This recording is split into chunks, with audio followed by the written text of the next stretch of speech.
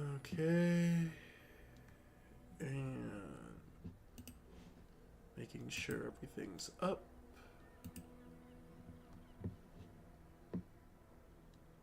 All right.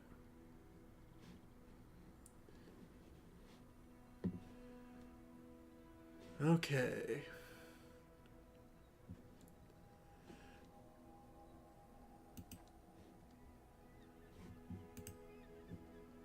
All right. Good day, ladies and gentlemen. I am the Ephemeral One, and welcome back to more.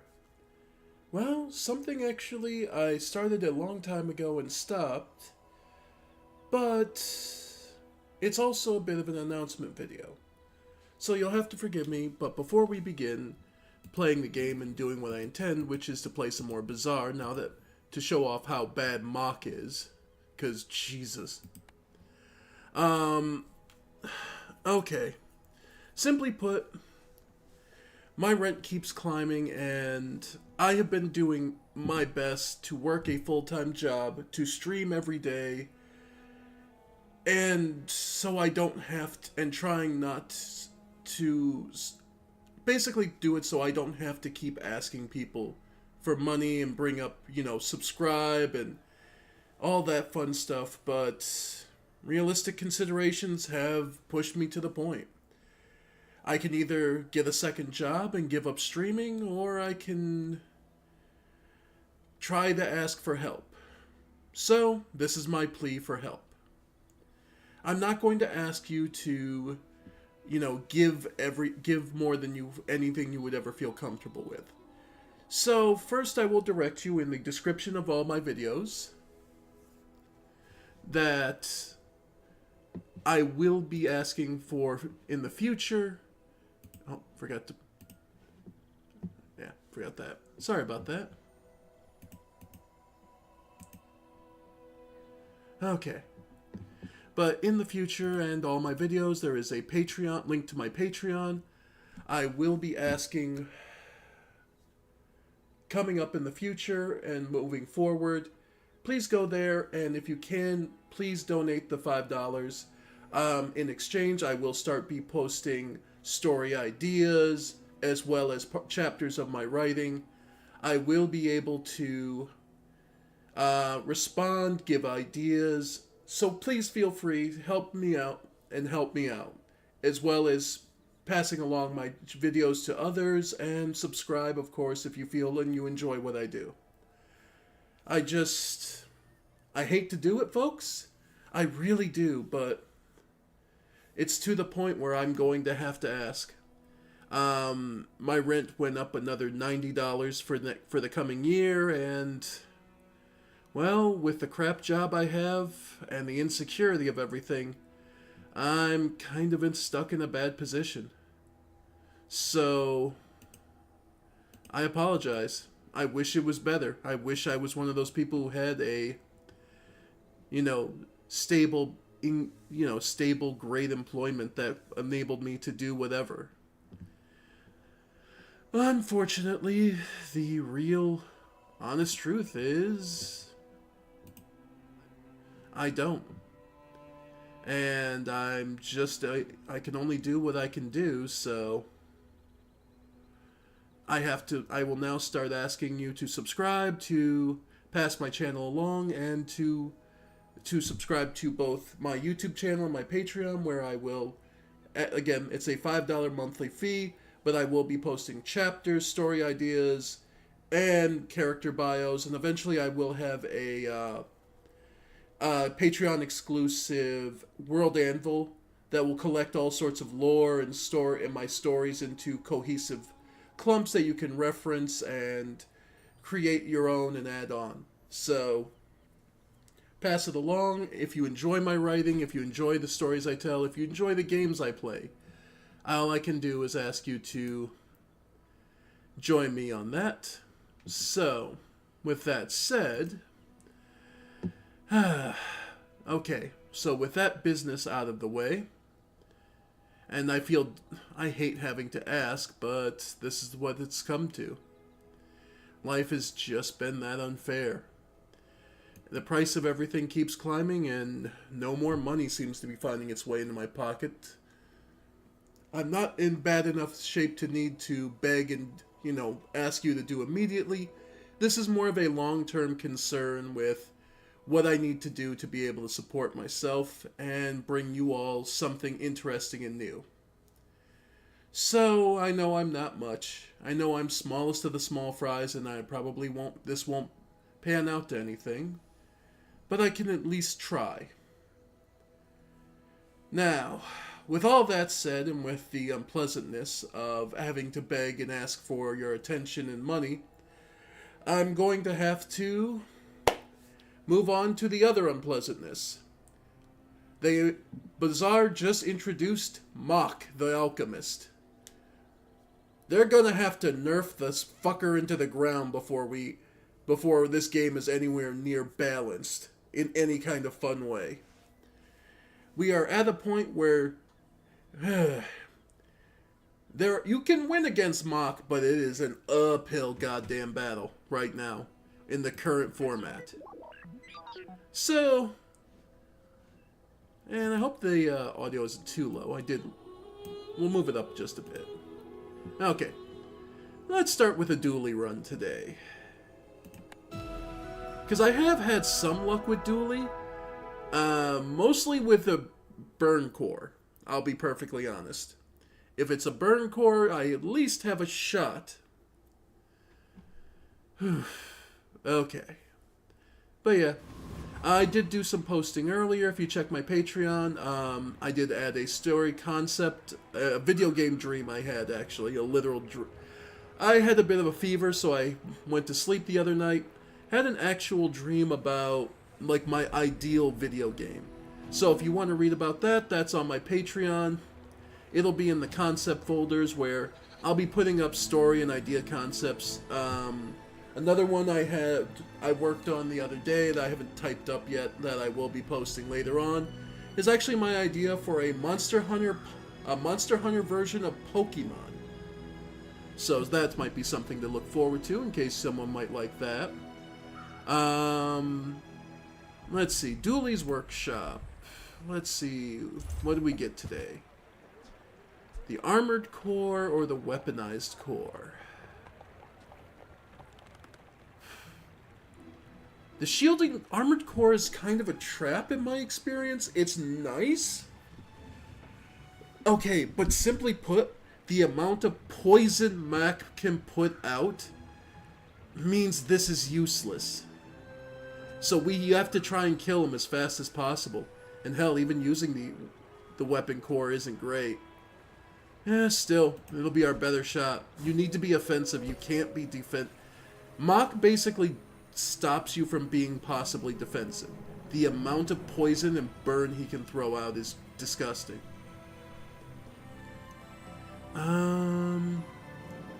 Okay, let's go with a skill. So we could either do 12% crit chance, which is, nice, but nothing world-shattering. +3 poison to everything. Dooley doesn't actually have that much access to poison, does he? I almost wish they'd give us a reroll for this initial skill roll.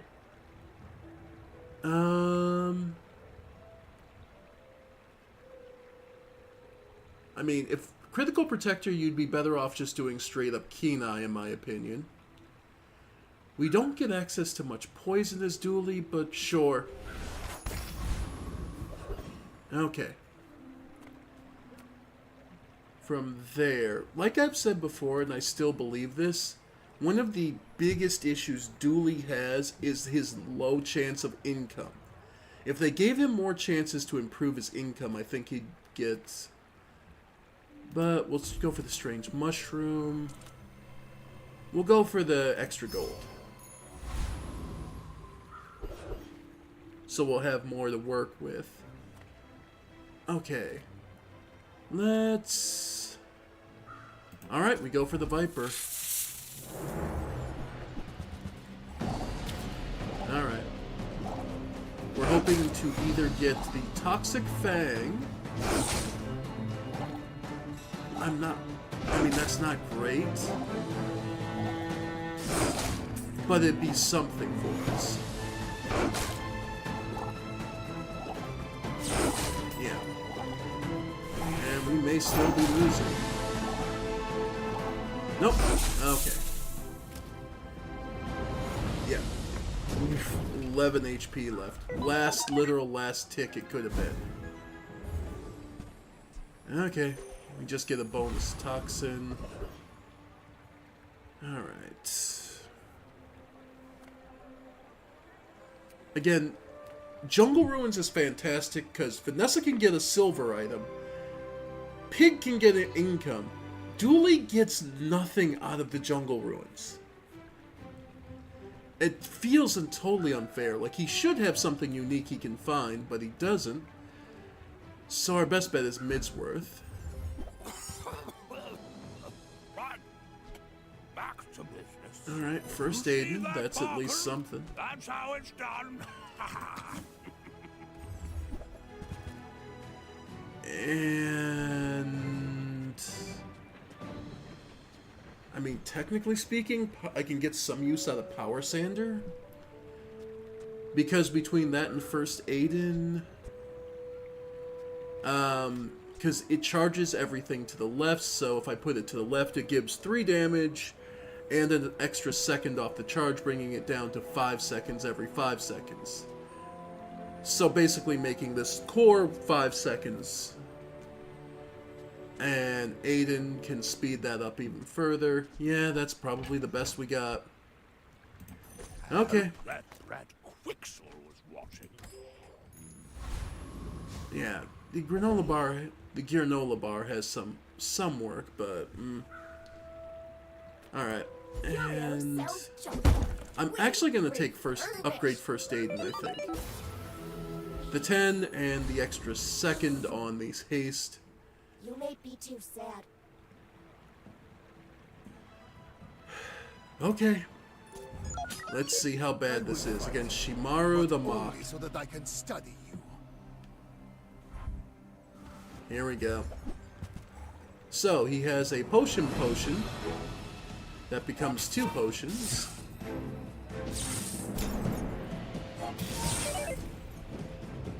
Alright.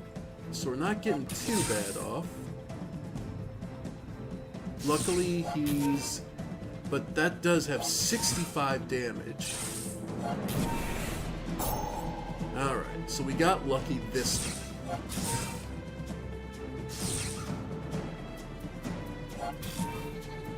Okay, day 1 we gotta win. I must repeat the experiment. Okay.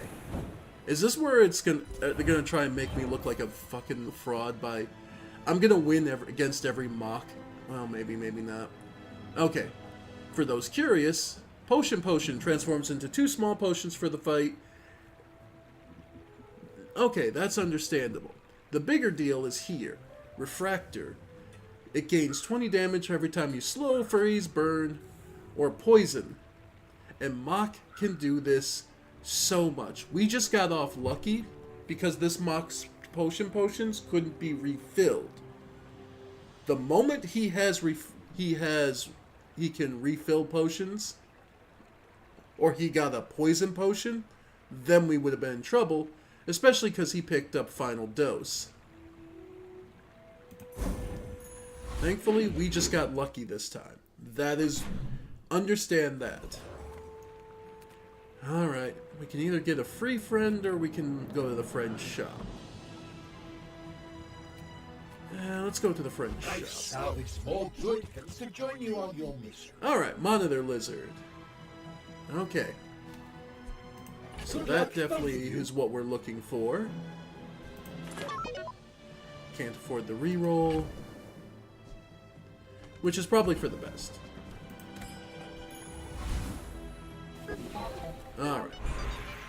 So Pip. Oh, hi. I mean, greetings.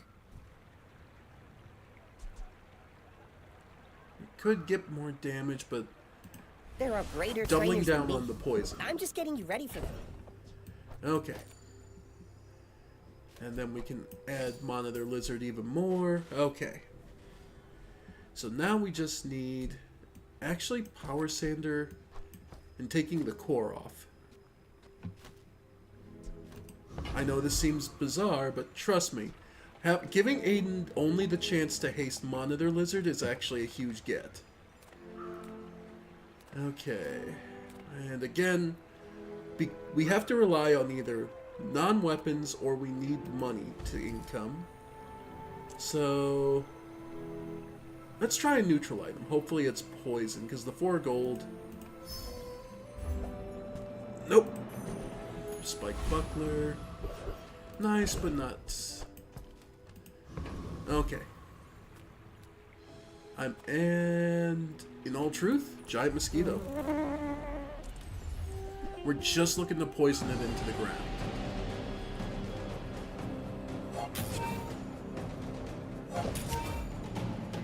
Alright.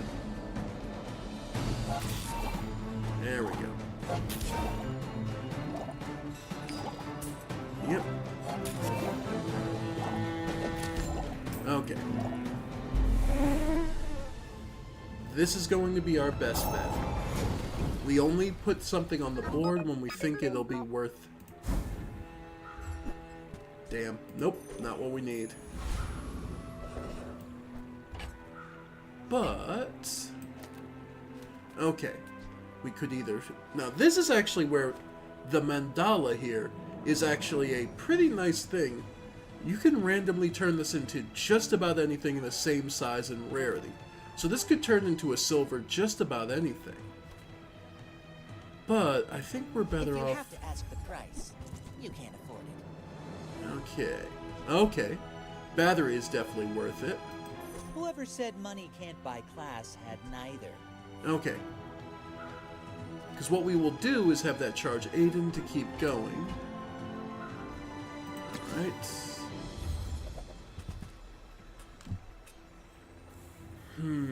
Is it worth Copper Ed? I don't think they're worth it. Copper Ed is not worth it. We'll keep, you know what, we'll keep him in the back, but we're not going to...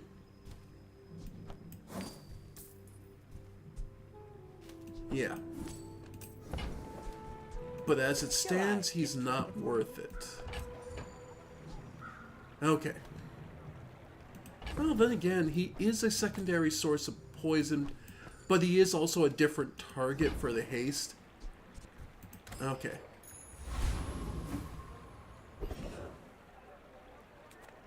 Alright. Alright, we should have time. Go ahead and get the extra XP. If you have free, Alright. We're just looking to poison it. Yep. And I'm sure he has a perfect board of burn. Yeah. You got a fiery GPU. How fucking lucky do you have to be to get that on your first roll, on your roll? Oh well. Yep. Yeah, nah. Not fast enough.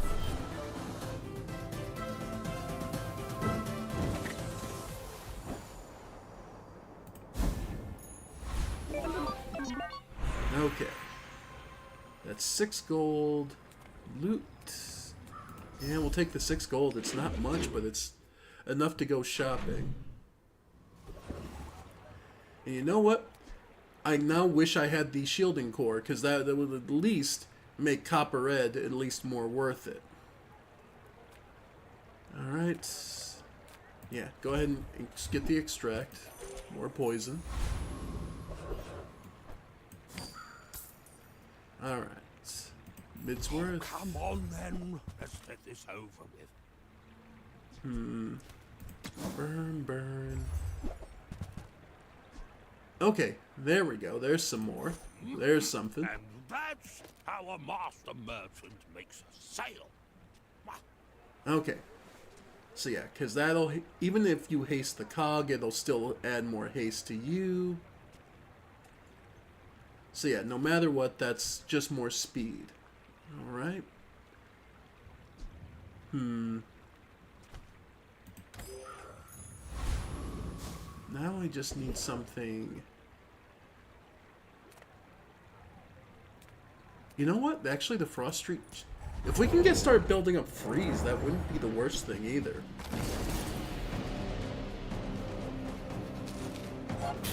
Alright. Now he's gonna... We're on a time limit to win if we can. So we need that first poison introduction. Yeah. If we can start getting... If we get... I don't know. Frozen Bludgeon would be nice.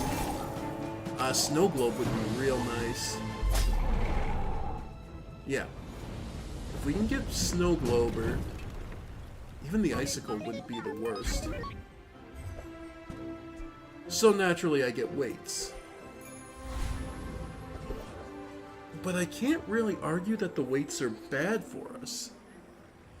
Because weights, you know, if we can find another bit of healing, then actually that wouldn't be the worst. Alright, let's go for a skill. Are you prepared? When you slow, your weapons gain 2 damage, don't care. The first time you use an item you use an item each fight, haste a burn item. Rightmost has more. Okay, more chance to crit. Your enlightenment is my reward. Alright. Mountain Pass, definitely. Again, the income. It's Dooley's biggest weakness. Alright. So, we at least have scaling for our heal now. And that may be the key to victory, is I need a secondary heal. So, any medium heal item that might help out. Yeah. Alright. Yeah, if I could get a second healing item, I think we may have this, actually.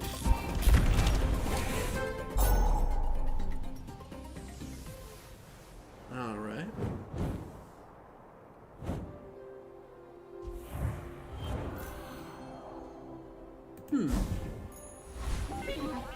Alright. So yeah, upgrade the bronze item, and it's actually going to be the weights first. Because we won't get a chance in shops to upgrade the weights. But we may get a chance for Monitor Lizard. Who, in truth, yeah, we could probably just do a... Yeah, we can just keep improving its... B1 and B2 exist too.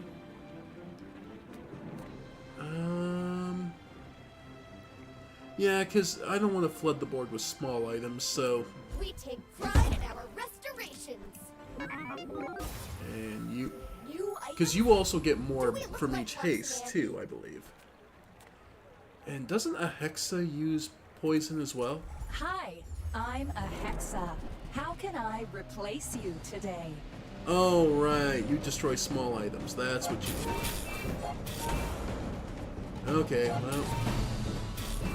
Hey, that's 29 poison, so that's something. There goes part of our hasting.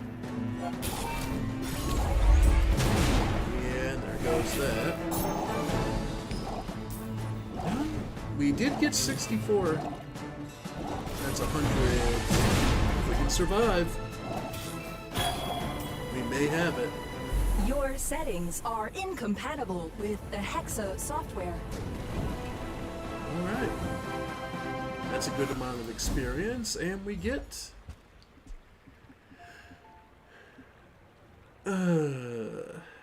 the virus. I'm not sold on keeping the virus, I'll be perfectly honest. Let's see. Burn item, work at the docks. No, we have enough money, let's go. Nothing tiny, nothing huge. All about moderation. No. Healing and poison, that's what we're looking for. Now, this is actually tempting. Defense Matrix. Haste adjacent items for a second, and when you use them, they also gain... they get hasted, and you gain a shield.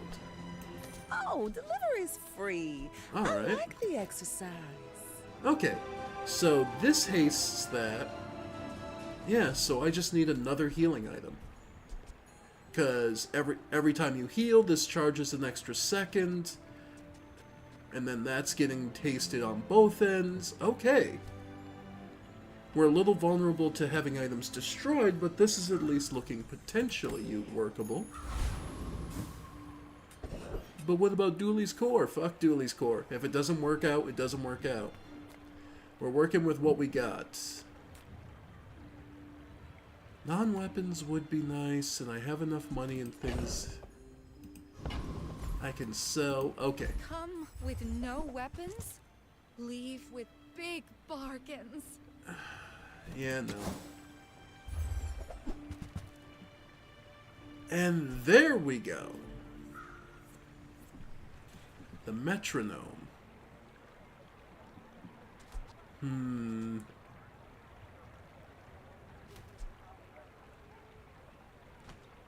Okay, I'll buy it just to have it. Oh, come on. Oh, don't tell me that the server goes down. Come on. Aw.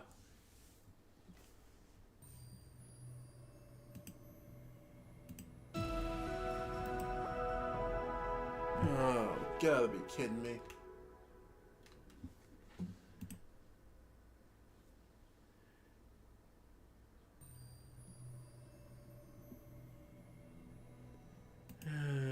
Come on. Yeah, can we open a chest at least?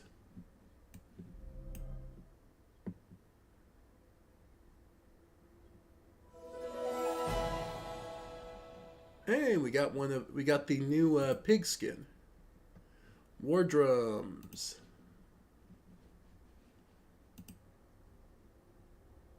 All right.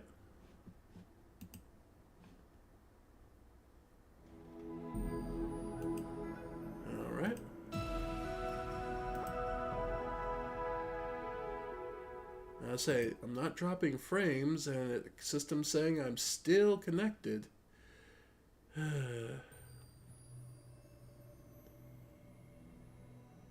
Give it another try. Oh, great. So their server's down for maintenance or whatever.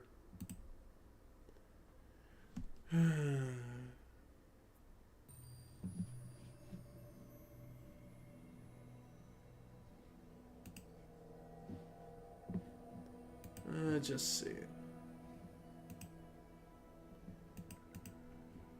Nothing.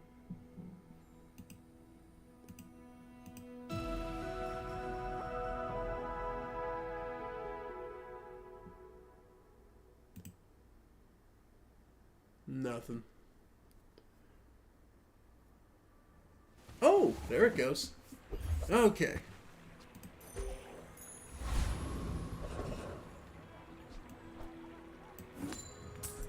Actually, did that just take us back a bit?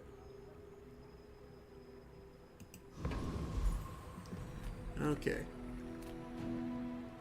Could get extra poison. Curio. Yeah, no, it took us back a few steps. Server, okay, we lost a few steps and we lost. That sucks. Oh well. Alright, so in this situation, do I value the poison, a few more points of poison? Because we don't have the metronome anymore we were trying to get. Alright, in this case, extra HP on Stooley of all characters is of course very fortunate. Curio, I think the HP on Dooley is just too useful. Alright. Yeah, let's go for Prince The Marianus. Deep Dynasty will claim this dusty world. Alright. Slow. When you slow, your items gain crit chance and weapon damage. But every time we haste, we're getting more poison on you. We do get, and our healing is scaling. Not fast enough, unfortunately, and we still haven't seen another heal item. So unfortunately, not. We lost this one. Got over. We will release the springs of the deep and drown this dry land. Alright. Alright. So... Cast aside your deathstruments! Okay. When you buy this, get 1 nanobots. When you use another friend, charge this 1 second. This is tempting. Because DJ Robot would basically... look to haste the friends, so both of them for 2 seconds. And then when you use another bot, they haste him, but his is 10 seconds. Okay, Copper Red. Glad we could share this experience today. Get that. Oh, I forgot I had him. Oh yeah, it threw us back. If I could get the metronome again, then that would be worth it.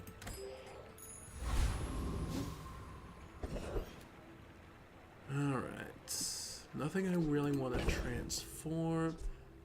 Actually, you know what? Dooley's Core.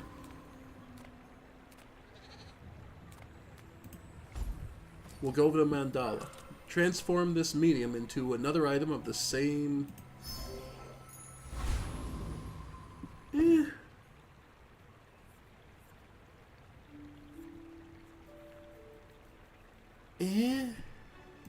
Can't say it's really that worth it. Oh well. I mean, I might as well throw them out. Well, no, because that's more things that the haste can go to. That's why I'm... Yeah, you betcha. I'm sure we lost, because this will be a burst, this will be a burst damage Vanessa. Yeah, it's gonna be. Yeah, well, no, actually, Cove shielding... I'm surprised. This is actually pretty slow for a Vanessa, and only took out the battery, so... Yeah, no, they're doing this... I mean... Yeah. Like I said, for a Vanessa, this is kind of slow, but... we're dead, so... Still... Yeah, we just haven't gotten...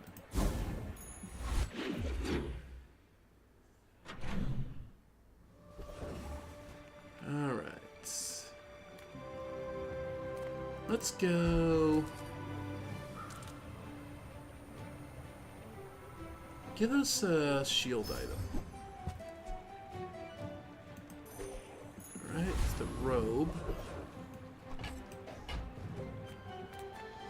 You know what? Give us the regeneration, actually. I teach, you learn. Levels. We're a good team. For shield items, your core. No. I need something slow and steady, conflagration. You know what? Let's go defense grid. You seem lighter. I think you had a breakthrough. Alright. Creating duelist. I mean, Trash Town's probably our best. Might as well get the experience. Is the future. Augmented weapons. Augmented defenses wouldn't be the worst. But yeah, most of this ain't great. But he's worth the most money and experience, so we'll go for it.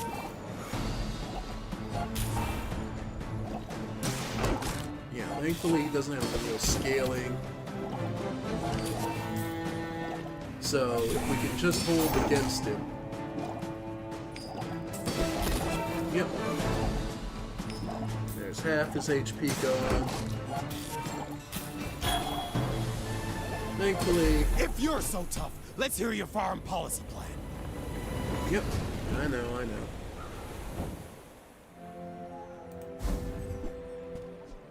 Temporary shelter. Alright. Alright. Well, we'll B1 and B2. Alright. Come on, it's just dust. Okay, guard locker. Yeah, let's try middle. Take your time. I'm pretty laid back. No. Brick buddy. Not really worth it. Yeah. You leave it behind, someone else finds it. It all works out. Yeah. We'll see. We get lucky. See if we get lucky. Oh, good gods. Wow. I guess that's what I get for playing on a Monday. Is Monday the day they do their server updates? Or is this just my luck? Diamond skin, rogue over vanilla. Okay, so... Okay. So they make custom skins for stupid amounts of money. Wow, they must be making money hand over fist. Unfortunate.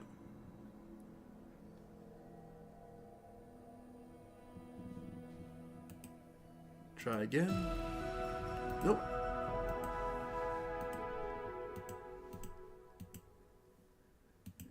And this is where someone tells me that there's... Oh no, if you aren't subscribed, you get second server status. So you get booted first. I find that out, I'm truly done with this game. Kind of like one of the reasons I got sick of Twitch is because when I was trying to do Twitch, anytime I tried to download a VOD, it seemed like because I wasn't, basically I was told that because I wasn't a Twitch Prime, one of the main Twitch streamers, downloading the VODs would be extremely slow and would break constantly.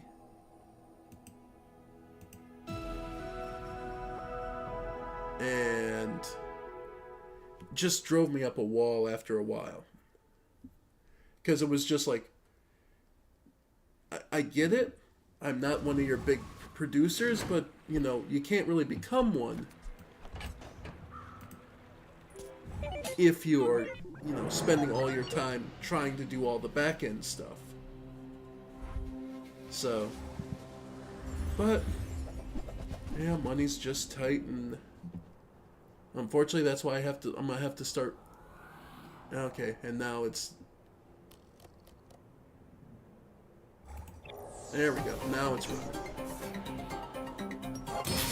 I mean, we've lost. Compared to this much burn, yeah, we lost. Yeah. Burn is way too fast. Unless you get... that's pretty much the only way you're gonna win right now is Dooley, is get the burn core and then just double down on burning the opponent before they're dead. But because we got the shield and the weapon core, oh well. That's one thing that should be given to Dooley, is a chance to swap out your core. To switch it and become something different. And it's busted. Main menu, let's see if we go back out.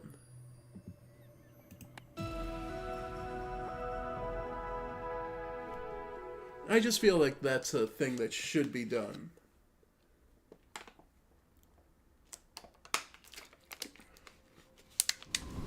Give Dooley A, more types of core, and B, give Dooley a freezing core. Let's be honest, that's what we need.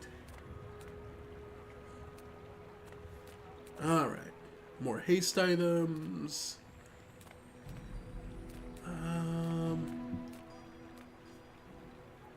I mean, sure. Okay, and defense matrix back.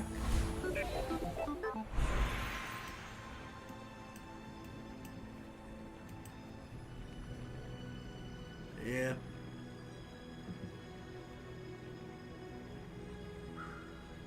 Game.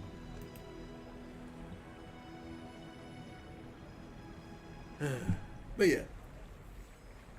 What dueling needs is a freezing core, and B, the ability to swap them out or improve them far quicker than they have.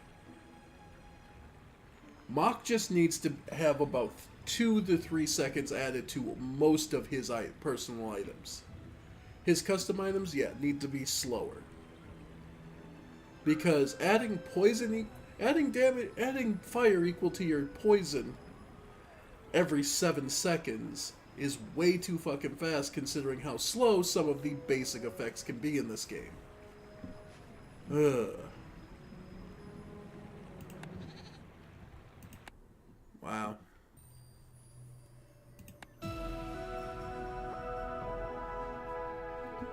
How busy? Why could it...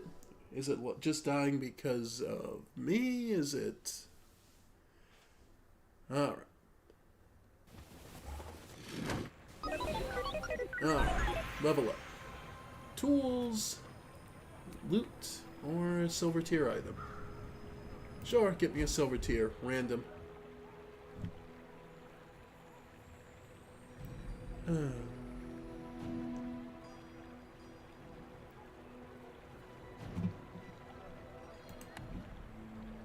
Now this is impressive.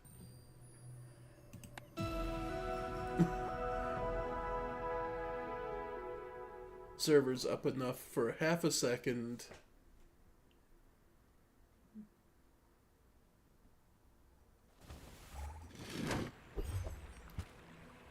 Power drill. Okay. Okay. So when you use adjacent items, haste. Okay. Nah, I don't really need the power drill. It's not... I could have taken it to sell, but that's about it. Alright. I'm giving the game my best effort here, but I'm just about ready to just call it done. And move on to something else. So you know what? Yeah, let's do just that. I'm just going to mute the game. And let's move on to working on my writing. Because the reason today's stream is called Wanderlust instead of my usual is because at the end of the day, Wanderlust is the podcast, my style of podcast where I just kind of do whatever.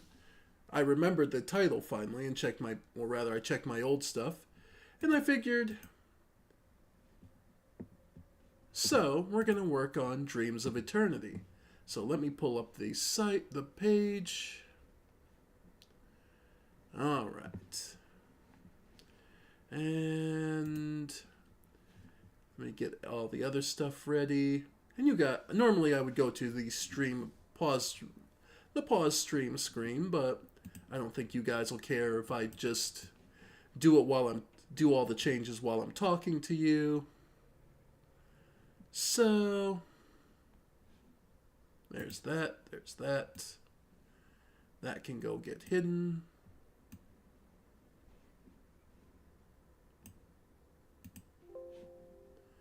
Okay.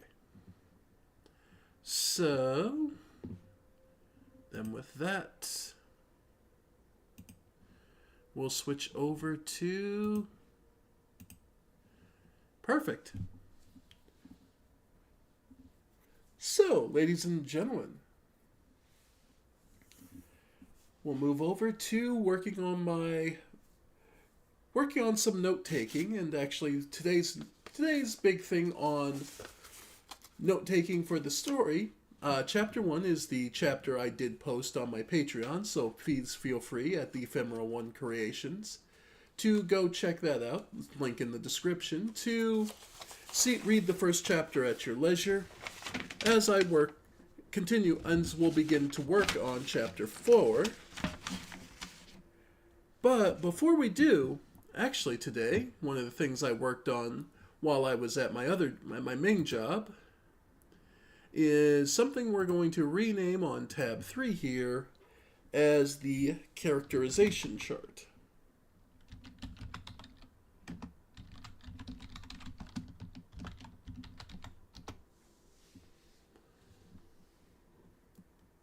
Because what we're looking to do on this tab, because I've taken world notes, so this gives us some basic ideas of,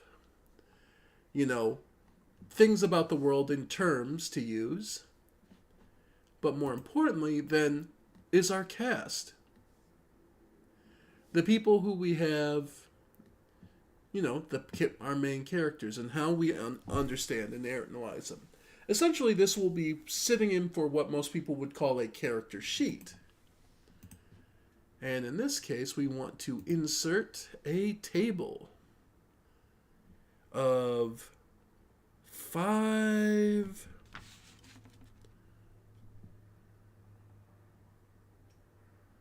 so it's 5 wide, and let's see, 1, 2, 3, 4, 5, 6, 7, 8, 9, 10, 11, 12. 5 by 12. All right.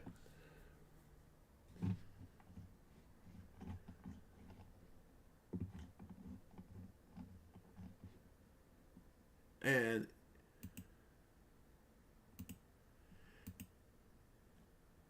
now this is kind of odd for a lot of people. They're like, why are you inserting a table when you're doing a character sheet? This is because this is an easy way to understand and put in character and notes and make sure that they're following the characterizations. So, oh, didn't mean to do that. Can undo that real quick. Alright, so this table will be for our main character, Envy. Our main POV character. Another is one of the... Oh, and of course, I should mark this. Give me one sec.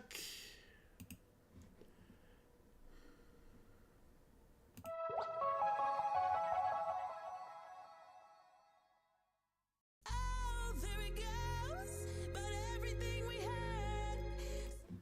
Sorry about that. Okay. But we will be... This is spoilers for the book, so look away and don't pay attention if you don't want to. But today we'll be looking at the characterization of this story and Dreams of Eternity's main 4 character cast. Reflim, Kalin, and Voy. Now, I mentioned that this is a characterization chart. So what this does is give me an idea of, how much I want to I think I need to make the areas bigger, but we'll deal with that as we go.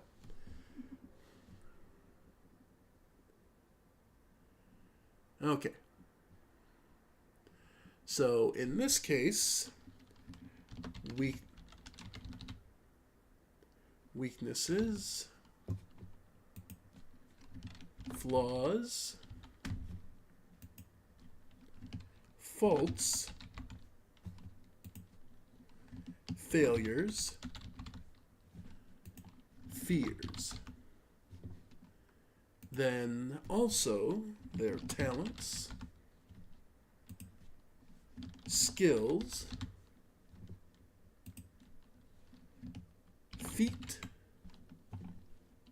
feats, accomplishments,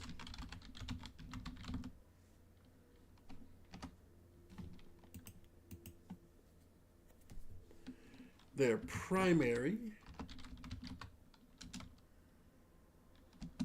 field of study, secondary field of study,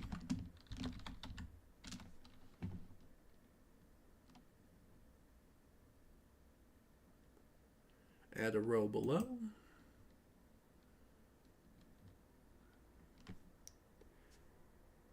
and one more.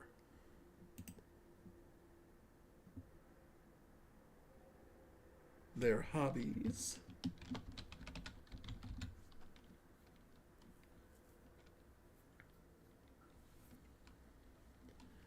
and their immunities.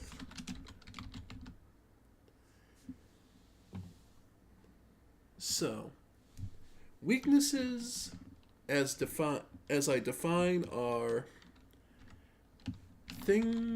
attributes that can be overcome. Flaws I define as attributes that cannot be overcome, cannot be reasonably overcome. The reason I want to make this clear is because I want to offer this as a tool for any other writers, as a way to help organize and flesh out a character. Now, Dreams of Eternity, as far as I imagine it as a story, is very personal. It is extremely intimate. And so what I'll likely do is So what I'll actually do is make this template. Make a template here. And I'll put this up on the Patreon. Yeah, we'll just do character name.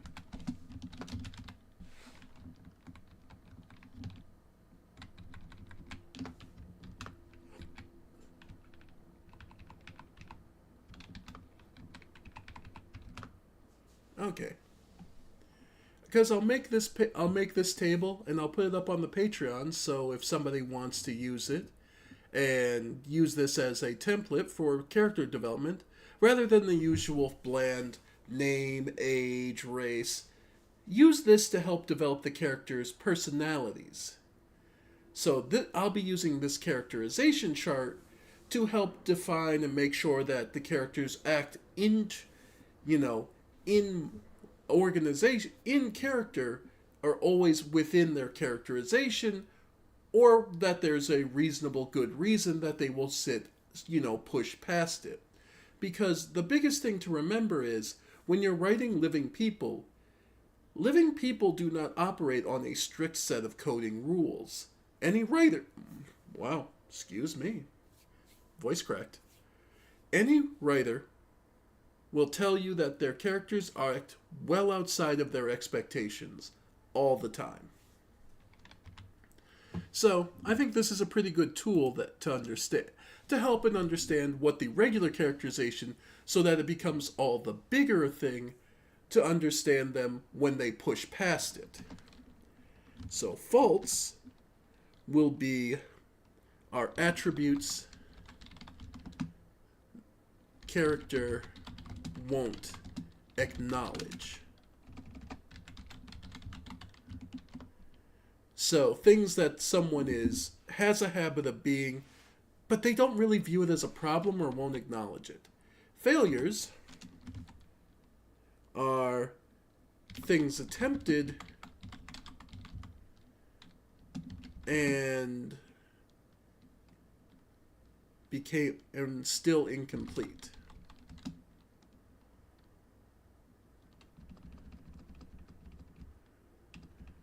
Things incomplete despite best efforts.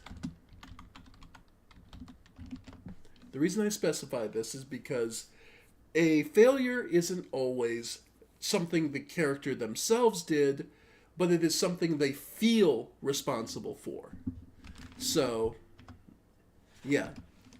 Their fears are things they avoid at all costs.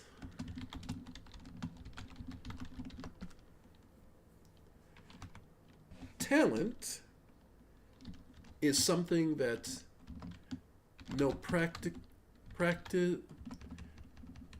is things inherent to the character.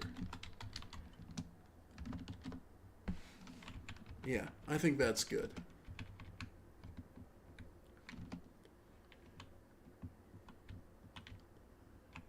All right. Skills are actions, typically actions that are that require knowledge and practice. Feats are unique abilities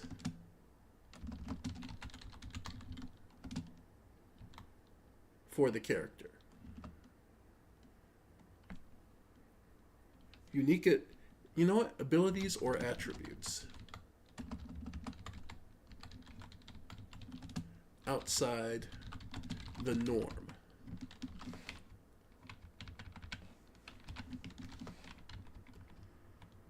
Accomplishments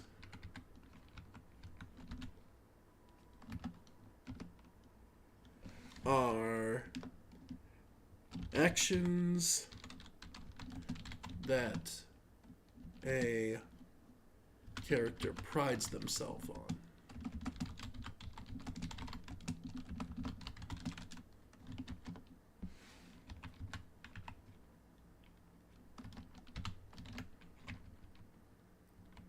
Primary fields of study are their favorite topics of interest and discussion.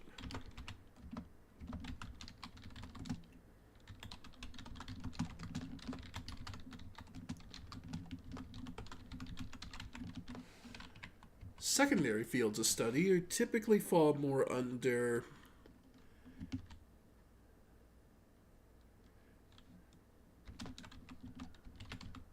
knowledge of, yet lack practical application. So, like understanding this is how a microwave works, and then the difference between knowing how a microwave works and then knowing what component broke and being able to fix it. So a primary field of study would be, okay, I know that this conduit tends to go out, so if I replace this, it should start working again. Secondary is understanding, okay, by a principled thought, this should work like this. Hobbies are idle interests pursued with no expectation of fun.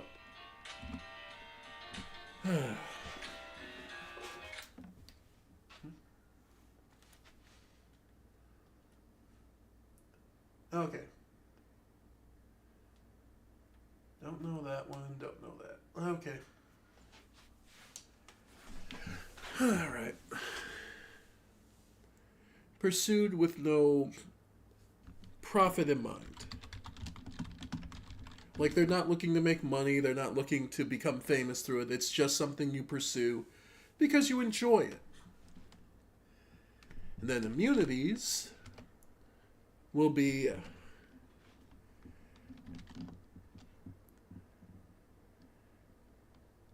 challenges that character can bypass with little or no difficulty. Alright. So rather than the boring usual character sheet, I think this works a little better. So I'm just going to take this, add it to, Dreams of Eternity, back to that. But what I meant to hit is new. I'll hit this.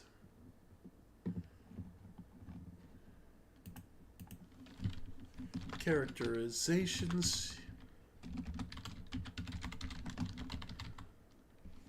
Alright.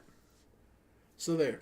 I'll save that and I'll upload it later to Patreon. So, if you'd like to get your access to I just showed you how to make it, but if you'd like it, please feel free to credit me for that. So, I don't know. This was just something I had in mind and something I've actually been working on in my free time at work.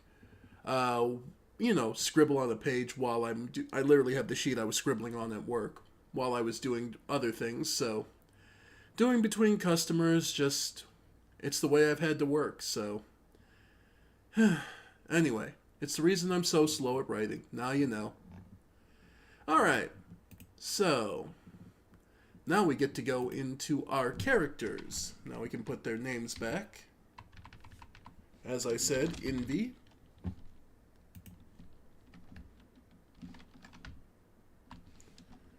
Reflin, we know these two. Well, I did give you their names, but actually we'll just do the two. Since these are the only two characters I've introduced in the story, but there will be 4 main characters. I'll leave it at that. So, while I gave you their names earlier, I'm sure no one was paying attention, and I'm sure no one will care. Anyway. So, the weaknesses of Envy. Well, these two, I challenged myself to do 2 in each category, to attempt to do 1 to 2 in each category. So, Envy, social anxiety is one of their major weaknesses. Obviously very anxious, didn't really have a chance to really expand or really build up a lot of ways around them. So, unfortunately, they basically were put to the point where they'd do so. So they don't have real good, they tend to be very anxious and very seeking to please. They also suffer from, as you'll find out and discover more, gender dysphoria. So they tend to have a lot of issues with understanding their own gender and how they feel regarding that. But that's what the book will be getting into. Again, this story is mostly romance, slice of life, that kind of thing. Not everyone's taste, but hey, it's what I felt like writing. So, anyway. Alright. Reflim on the other side. Their weakness, they have a terrible sense of direction.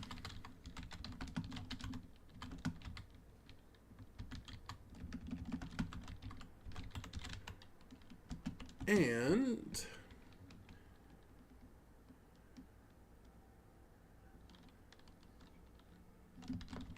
low tolerance of high temperatures.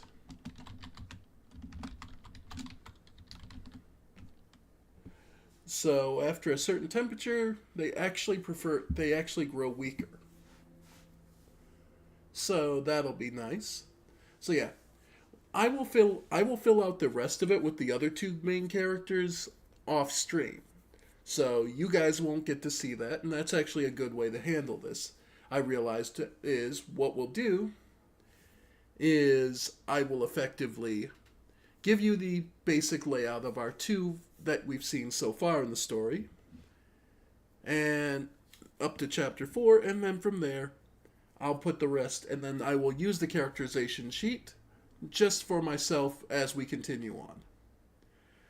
So then, plus this gives us a good chance to show how useful this could be in understanding and adapting and because this is actually challenging to figure out. It's also worth noting, some people would go, okay, but why are all the negative attributes up first? You know, weaknesses, flaws, faults, failures, fears, all these negative things. Why would you start off with that? And the simple truth is, because it's so easy to, it's to help prevent you from creating the classically, unfortunately named Mary Sue and Gary Stews, the overpowered perfect characters. Start off with what makes them a flawed living person first. Not just what makes them cool or interesting to you, but what makes them actually something of a living person. Oop. Sorry about that. So, that's why I say start with the negatives and then go into their positives and what makes them unique. So, next up is our flaws. Envy, our main character, has been... What is a flaw for them? What can't be reasonably overcome, despite their best efforts? They panic. One thing is they panic in high-stress situations. No matter what, that can't reasonably be overcome. They can push through it, but it is one of those, generally speaking, when any kind of stressful situation hits, they tend to freeze up and lock up. They can push through it, but it's not something they're instinctively and inherently going to do. It's a flaw for them. In addition, and as you'll see in the story, they tend to overthink social interactions. So, someone says, well, you want to go out for dinner sometime? They'll start to immediately go, is this a date? Maybe this is a date. Is this a date? Or is this just being friendly? Or is this date? I mean, if they're looking to date me, I absolutely could see myself marrying them. And they are very nice, but at the same time, is my dad going to approve of it? That kind of thing. The kind of social anxious, overly thinks everything. So very much in their own head. Whereas Reflim, the captain of the ship, a flaw that can't be reasonably overcome is they talk to themselves. We haven't gotten much of a taste of it yet, but that obviously is going to be a recipe for trouble, because Reflim may say something out loud, but they're only speaking to themselves, whereas Envy can hear it and go, oh gods, what do they mean by that? What if I do, well, what if that means something else, or, that kind of thing. The other thing that cannot be reasonably overcome,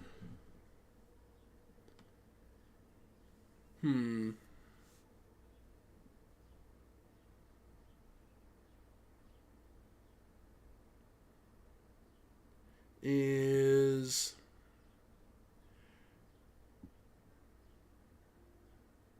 just how overdramatic they can be. Reflim can very much make it... Reflim, as we will see, tends to like to make things big and bold and, if they're going to stand out, they're going to do everything big. Otherwise, they just let it go and don't really care. Then we move on to faults. Things that are attributes about a character that they don't see as a problem and don't really, so therefore won't ever address, but might be problematic for other people. So, in Envy's case, due to their grandmother's influence, they long for a ideal family. Mom, dad, kids, white picket fence. That's been beaten into them so strongly that Envy still, even despite anything else, will always be looking for that ideal family. And will have baggage along that. In addition, they have a real weakness because that was much of their childhood of being too influenced by media. So they tend to watch things and project themselves into a story, into a world, and kind of, build themselves up for that and get a little too involved in it. So they can be a little too easily influenced. But that happens when, someone grew up with a childhood where they were left alone by working parents with a grandparent to just watch stuff, watch TV shows because they were stuck inside. So, it's understandable. Comparatively, Reflim's fault will largely be being a nudist. Just, they get into somewhere safe, the clothes come off. And they don't believe it's a problem and don't acknowledge it in the slightest.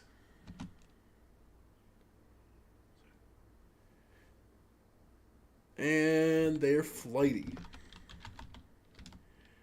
So, very much if it interests them, they'll be happy to talk about it, but the second you start to bring something down, they tend to be kind of dismissive and move on.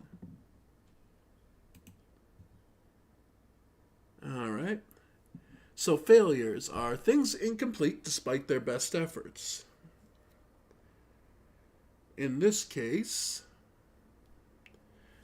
Envy tried to get a scholarship and for schooling and ended up getting none. Envy had no scholarships, so ended up having to work in their father's mine. Not a great position, but that's the way these things go. Alright. Let's see. Then, and Envy's only relationship was with an abuser, making them very anxious about it, very cautious about actually getting emotionally invested in someone, which is why Envy gets flustered at first. Will get flustered at first by Reflim's, outward kindness and sweet flirting, but it isn't until Reflim offers them a trip to where he, a path to Akio, the city that he's been dreaming of going to, the capital of the Fey Empire.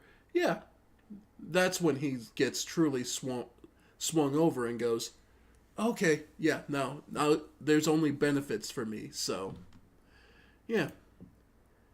Alright, whereas the failures of Reflim are, it hasn't come up yet, but they failed the piloting exam.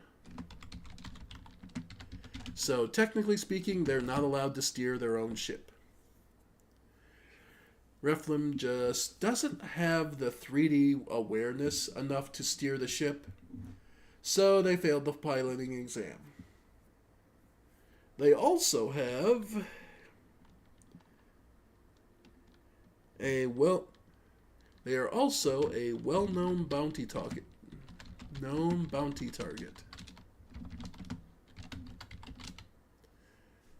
So, normally, effectively, they are a mercenary / assassin And normally they do fairly well, but a botched job left them, due to a faulty switch, left Reflim on camera executing a job, putting their face all over and basically putting a bounty on them. So now, in certain places, they have to be extremely careful. However, there are benefits. There are some benefits because the bounty is, alive only. Hasn't come up yet, but bounty is only alive, and the bounty is also a case of it's only applicable in certain regions, so they just have to avoid that. Anyway, from there, we move on to their fears. Things they will avoid at all costs, or things that they truly,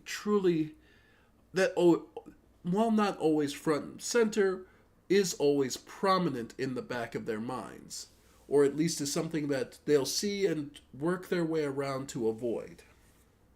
In this case,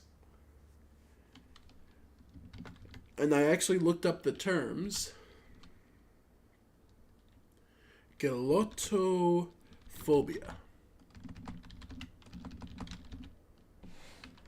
which is the fear of being laughed at.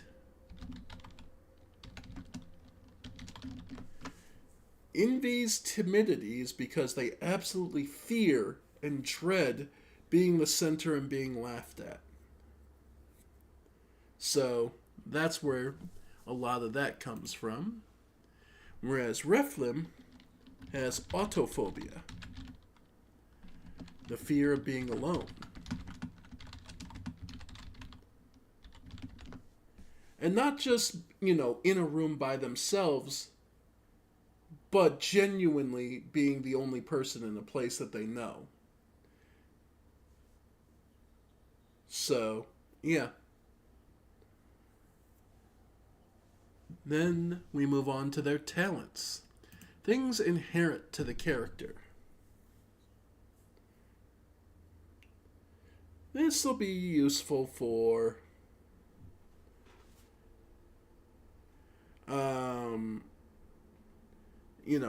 things that they naturally just have a affinity for. For one thing, as we see at the very beginning, navigation. Envy knows very much how to get from point A to point B and understand how others get lost. Which, obviously, with Reflim's lack of a sense of direction, is an inherent bonus. So there's that. As well as situational awareness.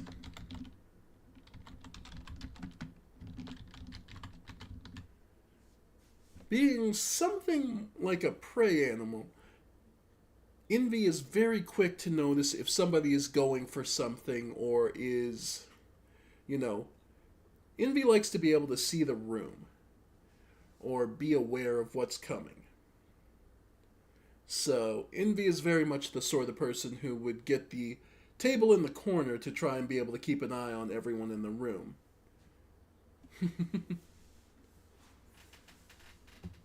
Whereas the talents of Reflim is obtuse logic,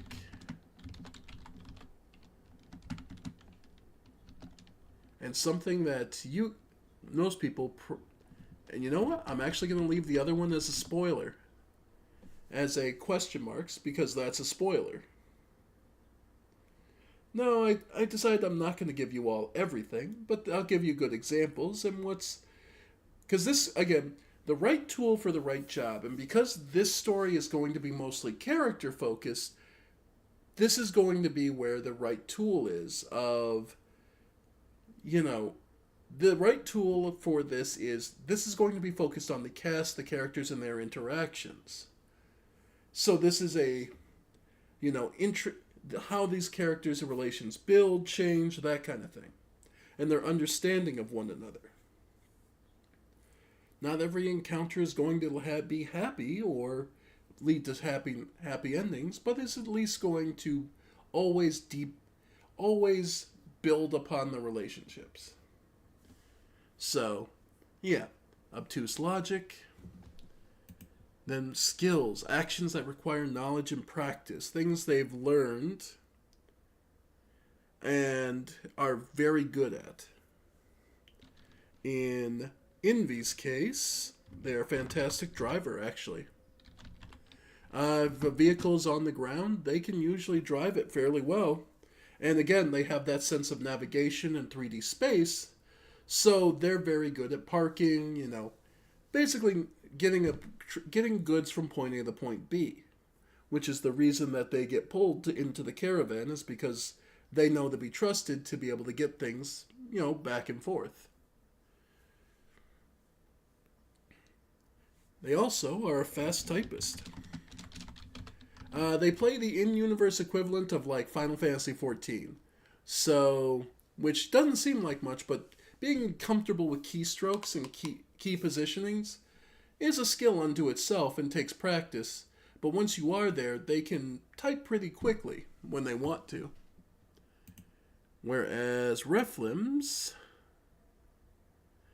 is, despite their size, they are actually fairly stealthy and tend to sneak up on people without meaning to. It'll be a thing where Reflim kind of unintentionally just sneaks up on people. They don't intend to, it's just the way they are. Despite their size, people don't notice them until they're there. And another one that I'm just leaving as question marks. Yeah, because we haven't got there and it's not relevant. So I'm not going to spoil everything. I like that. I'm not going to spoil everything for you guys on stream.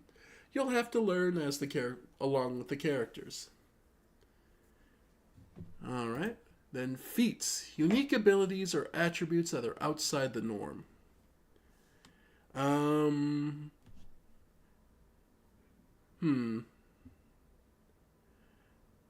Actually, I almost want to skip this one entirely for Envy, because they haven't really learned this yet. So yeah, these are actually two things that you guys don't know about, and hell, the main character themselves don't know about yet. And that's the fun of it. Alright. Whereas Reflims, same thing. Well, I can put one because we've introduced it into the story. One of their biggest points of pride, one of their biggest feats. Oh wait, I was on skills. Whoops. That's what threw me off. Okay. I read the wrong line. That's on me. But that's why you do this. Okay. Skill is negotiation.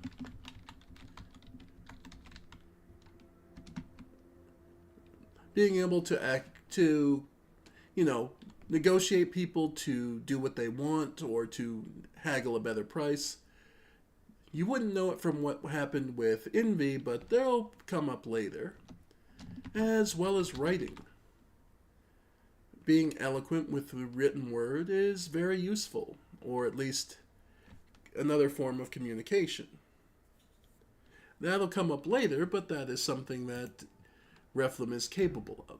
Feats. That was where stealthy and question marks are.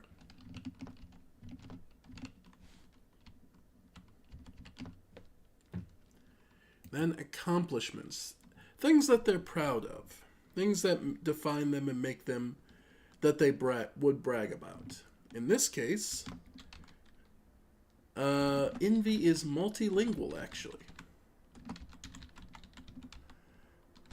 That'll come up later, but being able to speak multiple languages and understand them.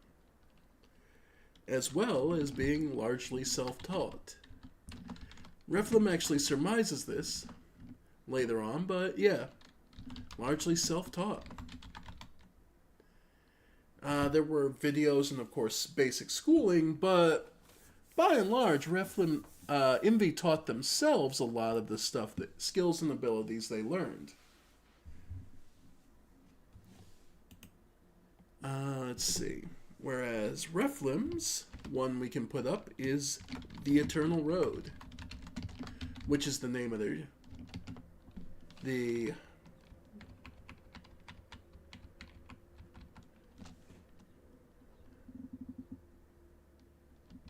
SLU, The Eternal Road.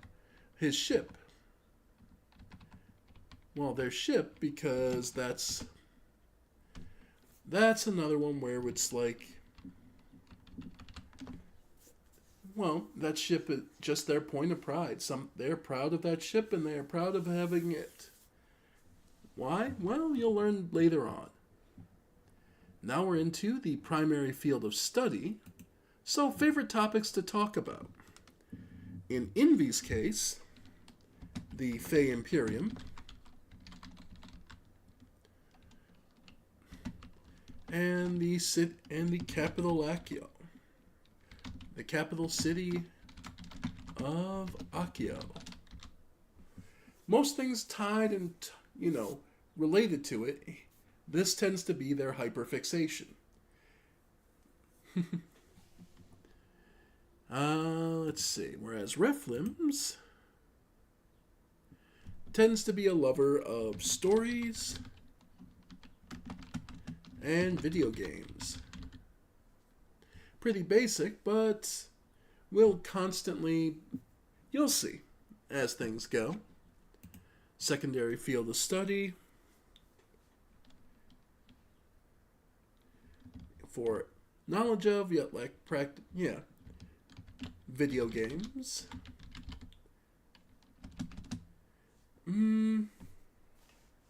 Oh, I did.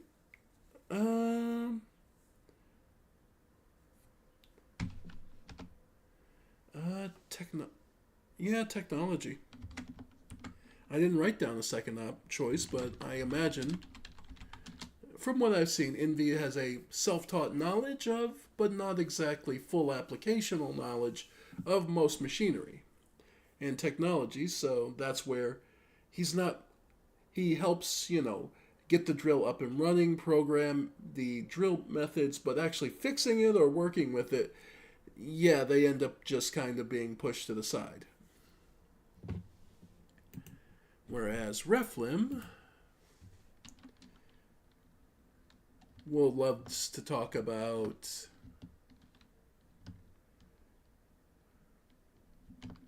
writing and philosophy.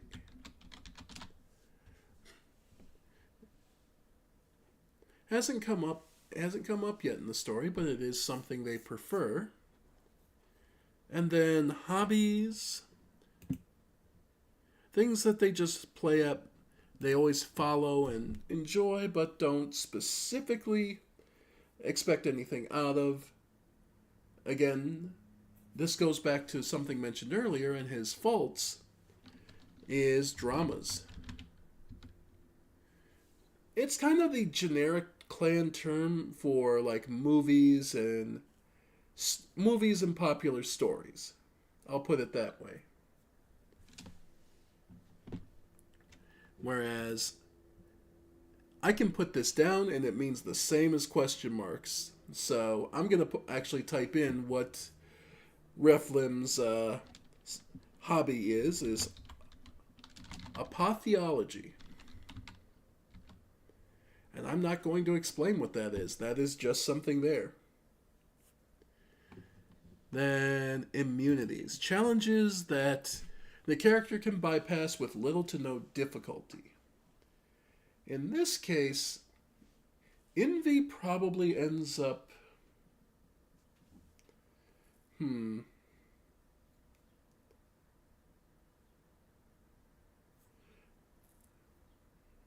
What would be the... Because this I didn't write down. This is not being copied over from my notes. So Envy tends to be socially anxious, but would basically have the equivalent of being, yeah, never caught flat-footed. So danger sense. So tends to sense danger. Yeah, so like a danger sense. The immunities to being ambushed. Envy is so anxious and nervous that they can sort of just intuit. It's like, there, what? Come here, come here, come here, come here. And you spot them, and it's like, yeah, there is someone actually waiting there. And they go, how did you know that? Just no. Yeah. And question marks for Reflim's immunities, because that's a spoiler. But yeah. So, this is just an example of how you can use this chart to build out a character and get a better idea of who they are as a person. And the characterization chart.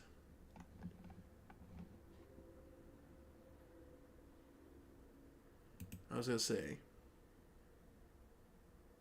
Alright. Now, the other thing I would suggest...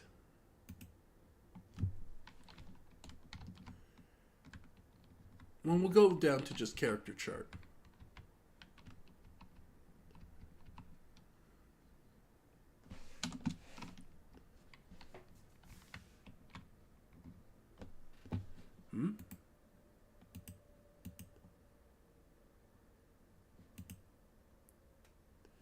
Character chart, because the other tab we should make, and honestly this is something you'll come up pretty often,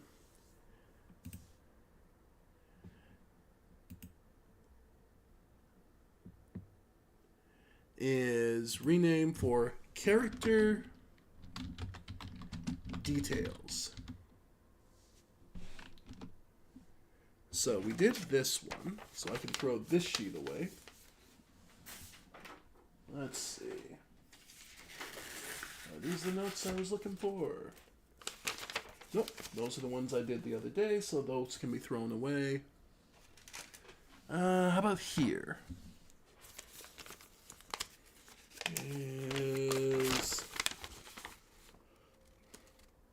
Nope, not there. Yeah, I have sheets of paper all over the place.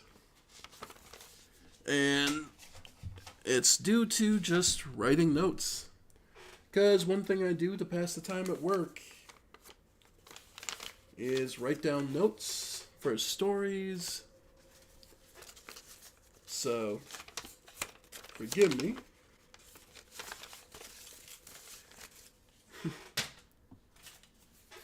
Alright. Not there, not there.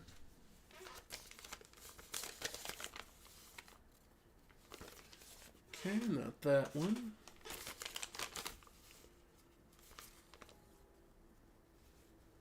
Okay, not there.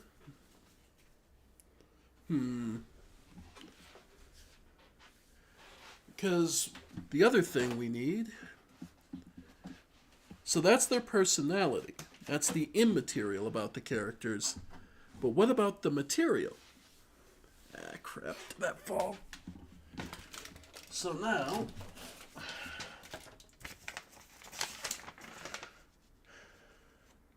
Nope, that ain't it either. Because I had a chart of the physical details I was going to do. Because I had a color motif I was trying to keep up with everyone. And tried to do their actual... Okay, we'll do that another day. So... Alright, so we got the character chart done, right? So, yeah, let's take a few minutes and go back to the bazaar, see if it's feeling like running now. So, give me a sec.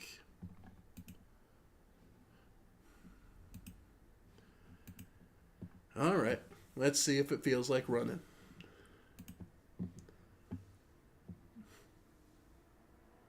Survey says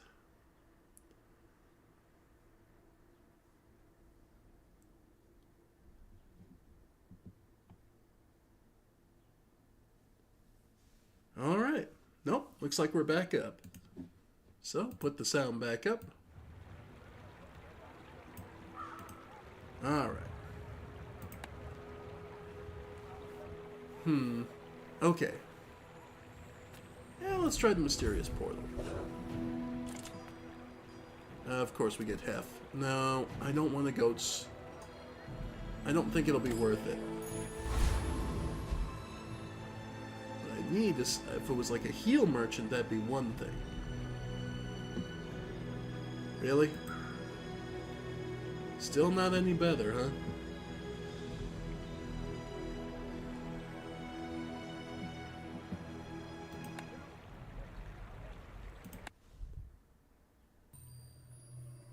Okay.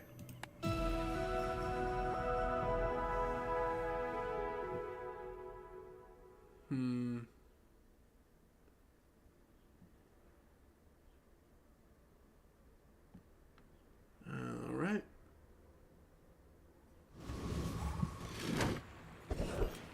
Okay. Well, yeah, I guess Enclave Weeper. We can try it.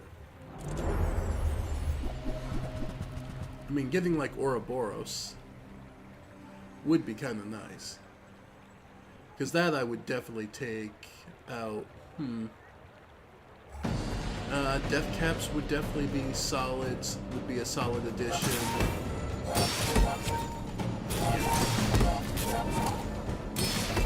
Yeah. Yep. There we go. Well, we definitely have to want poison. But they're also picking up regen. We're picking. We're outpacing. But, not enough. Yeah, anything would have been perfect for that. Oh well. Yep. Good grief.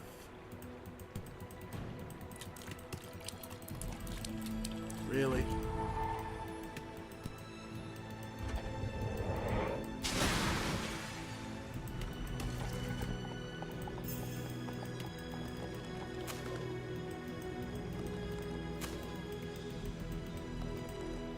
Man.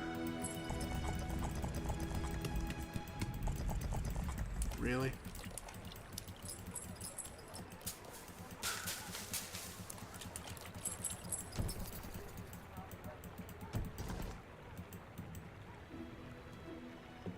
This is really bad.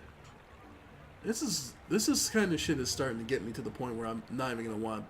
I don't want to even buy Mac. Like, I keep trying to give this game a shot, and it just... Between the crashes, the freezes, the server being down... Like, it just getting old. It's like... And then, you run into a Mac, and they're stupidly overpowered. It's hard to say if this is any fun anymore. People here look so vulnerable. Alright. Okay, I could definitely see that. I mean, okay. While you have shield, this item's cooldown is reduced by half. It's tempting. And nothing.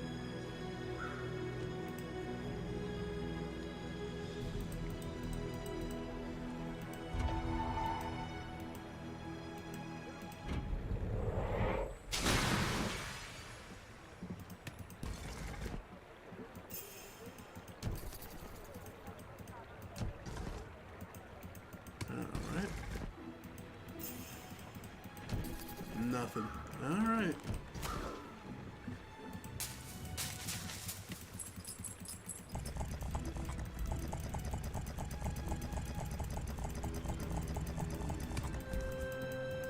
Yeah. Like, I'm tolerant of a lot of stuff, but this is...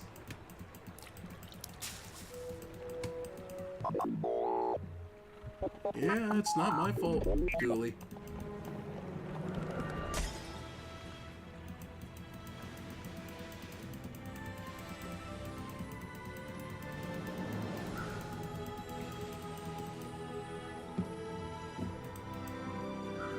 Wow.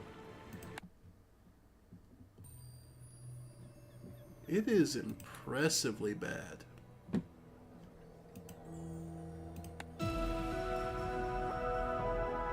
Would it help if I left and came back in, I wonder?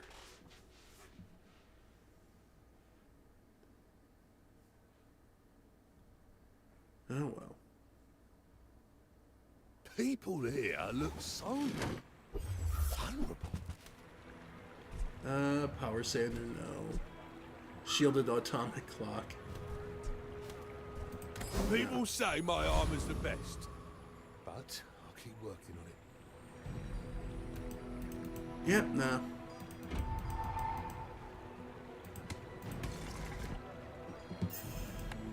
Alright. Let's get out of it completely and see if that don't help.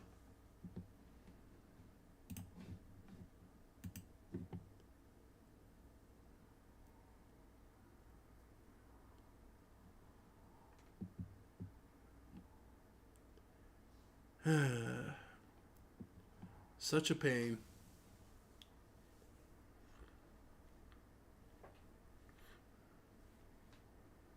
All right.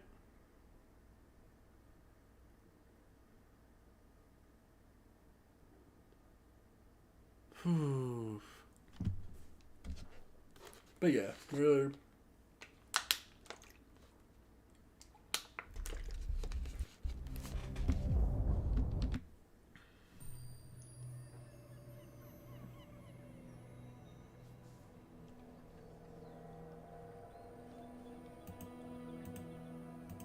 yeah, nah. Man, this thing has helped, man. Well,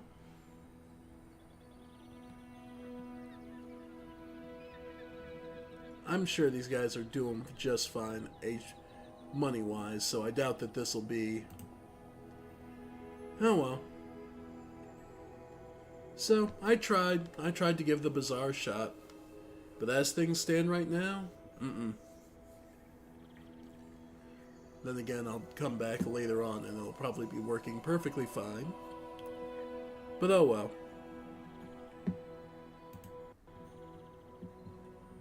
And just close it out. It crashed.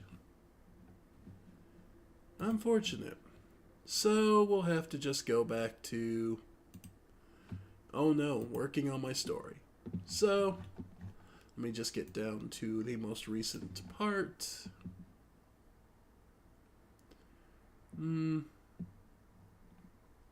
Or actually...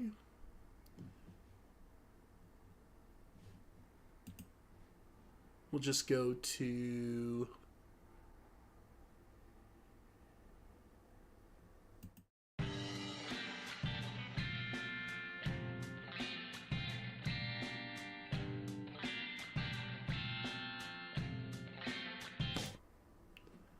Okay.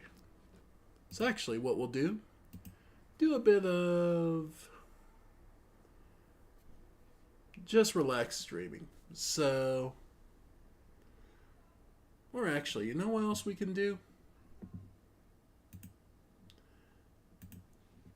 Go to Majesty.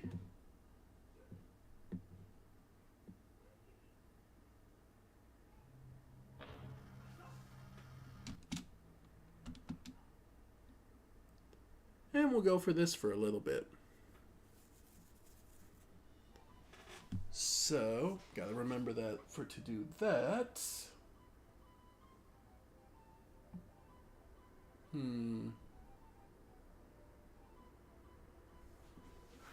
Alright. Okay. Just so I can pull up my Okay, well, we'll load game from where we did before. Rescue the prince 19 days in.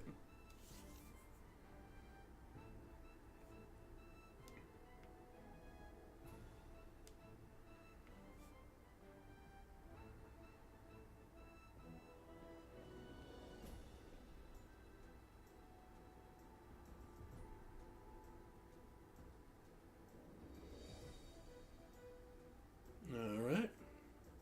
Just so I can have the chat open on my phone, in case someone actually says anything, but I doubt they will. But it is also clear. Need to go here.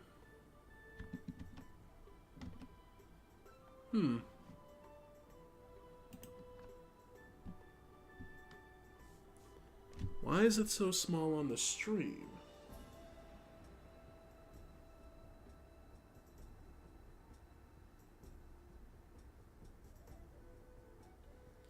Interesting, it's so small on the screen.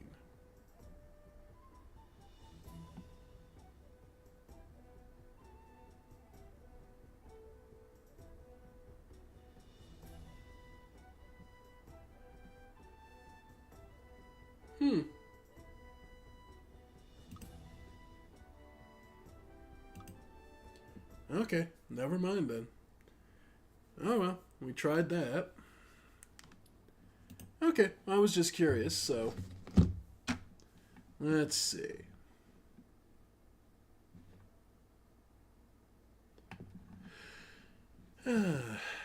Alright, well, I figured we're just about good for a Wanderlust episode, so let's finish off with a video or two. Let's see, anything particular I want to share with you all?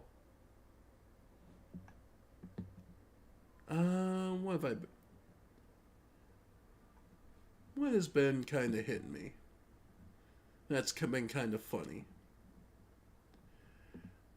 Oh, right. Not funny, but really well done. Okay. Actually, that's something we can all watch. Solus Astorius.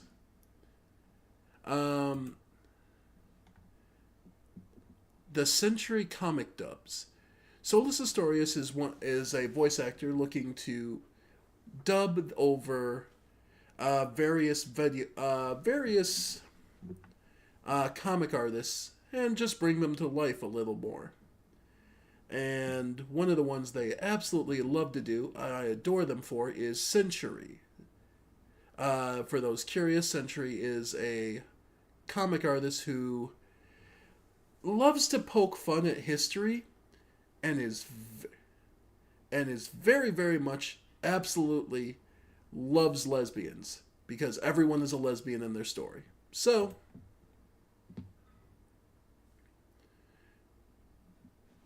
yep.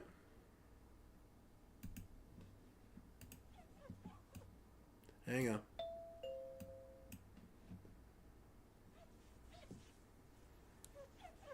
What is that? Is that your fucking standard OC? That's cringe. You're cringe! No, gods, no! I'm not cringe, I'm based. Right? I'm based. I am based. I'm based. I'm not cringe. The Aquifer is the main standard bearer of the Roman Legion, usually the standard being the eagle. Tip, never call an Aquifer cringe because they will fucking murder you over it.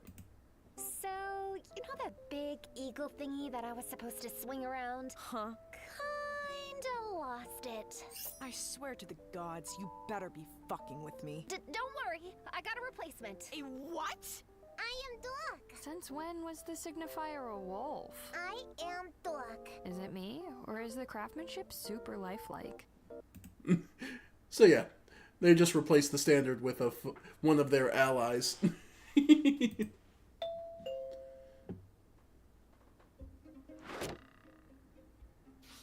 seems that the Cretan archers are ready to join us. Just as planned. Any word on the Balearic slingers? Blink and miss it a moment. Because the classic... I always adore this kind of shit where it's like, any word on the slingers? And there's the message, of course, on a rock, much like the archers used the arrow. Cute little blink and miss it moment. The Century comics are a lot of these blink and miss it moments or really good history-based jokes. The Second Punic War was between the Carthage and Rome, and between 218 and 201 BC. Carthage was led by Hannibal Barca. Carthage relied on mercenaries instead of a standing army. Slinger projectiles hurt. Next up, the Yandere Balearic Slinger Chan. Where are you going, Roman-kun? This ballad has your name on it. You can't run away from me.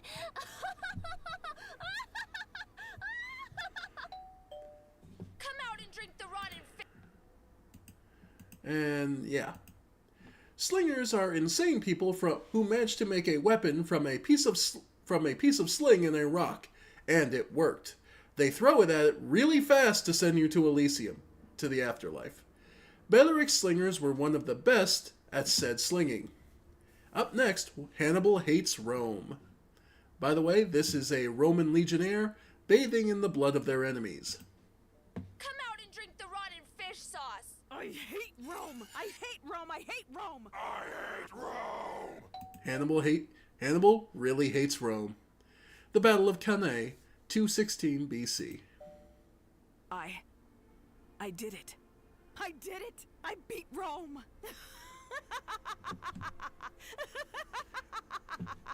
Remember the dates we were given earlier about the Second Punic War?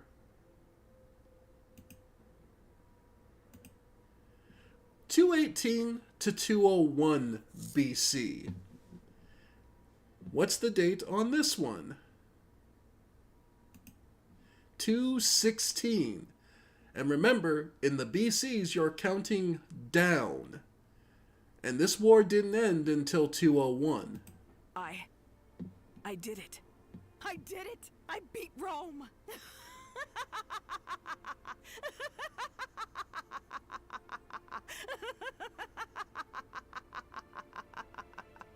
Hey, Hannah, bitch! No. God, I love the choice. The choice of music, too, being Giorno's theme. Mwah. No, no, no! I didn't hear no bell. Two legions out of nowhere. Some fuck called Scipio. How are you still standing? And again, you blink and miss it moment.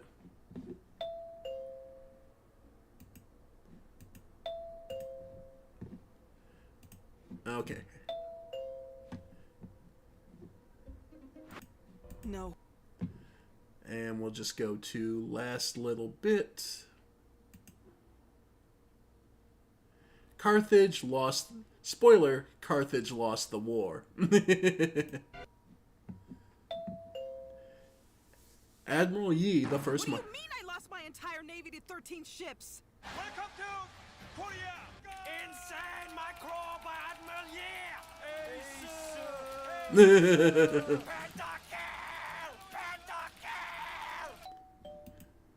The Japanese invasions of Korea in 1592 to 1598, so 6 years, aka the Imjin War, Japan's navy got absolutely destroyed by Admiral Yi, who carried the war despite being heavily outnumbered.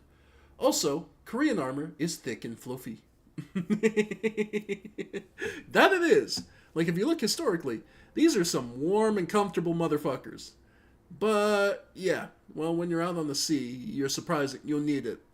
But yeah, no, Admiral Yi, the joke, of course, being that Admiral Yi, basically the equivalent of modern, you know, StarCraft and Warcraft, like, just basic insane micro players. Master, I've returned from my journey to the west, and I have attained martial enlightenment. Is that so? Then show me what you have learned. I will show you true martial arts. How wonderful. That stance, Burrow of the Scorpion. Such Grace. Draw!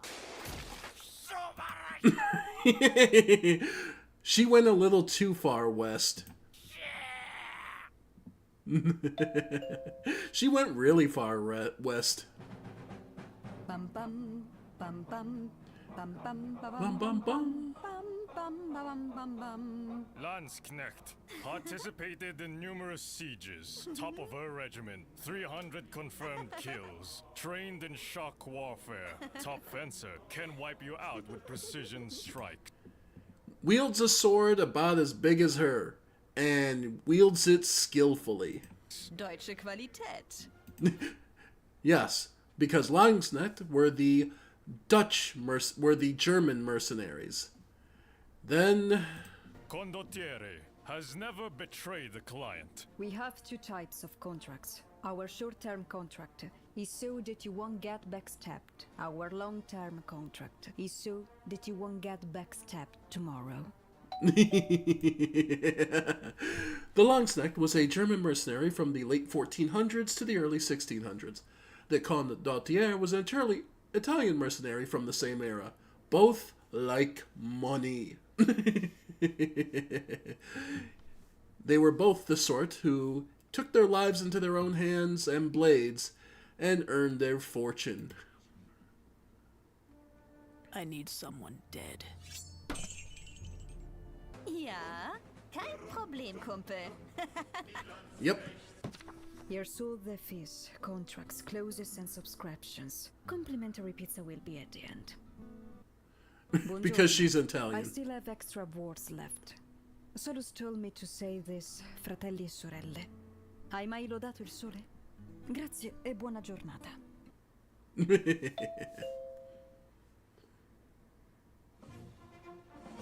Cavalerie met fucking gat. Ik ben de godverdomse Nederlandse marine, koningin van de zee. Welke Franse verdomde kikker brengt paarden mee naar een zeeslag? General de Winter arrived at Den Helder with his troops during the night of 23rd January 1795. The Dutch fleet was there as expected. Yep. Trapped by ice. Kak. 14 Dutch warships anchored in Den Helder were captured by French cavalry while the lake was frozen in 1795. Both sides suffered no casualties. But it is the one of the only instances in recorded military history wherein cavalry captured a fleet. Imagine that feeling of being like, just sitting there on the ship, noticing the endless number of horse riding soldiers pull up to your ship and just go, "Can I get you off the boat? Get off the boat. Can I at least... watch it. I'm going to throw down the plank then. Fine. Fuck it." Yeah. No casualties, because the guys on the ship are like, at this point, we're fucked. I'm not dying for this shit. Dutch-Japanese trade up next. Ah, Samu-san, Samurai-san. my favorite customer, got me a new shipment of tea from the lands of Scent. First one's free. Sure. I trust you, Dutch-san. Coffee. I bet you're feeling tingly right now. Yuri baiting. Heart racing, body shaking. God, so cute. Don't worry, you'll get used to it. So, how did you like my Dutch coffee? So bitter! Yeah. The introduction of coffee changed Japan. Channel. In this episode, we will take a look at historical military food from the past. Firstly, the Romans. Garum. Garum is fermented fish sauce. If you are from Southeast Asia, you are very familiar with such sauce. The Carthaginians. And that is all I have to say about them. Carthaginians. It's all the salt. It's always salt. It is everything is salted. Pirates had to make do with something called hardtack, Oof. usually infested with a sprinkle of weevils. If you are unfamiliar with what hardtack is, this pirate lass will give you a description of the taste. Yo ho, here we go. And finally, the ancient Greeks.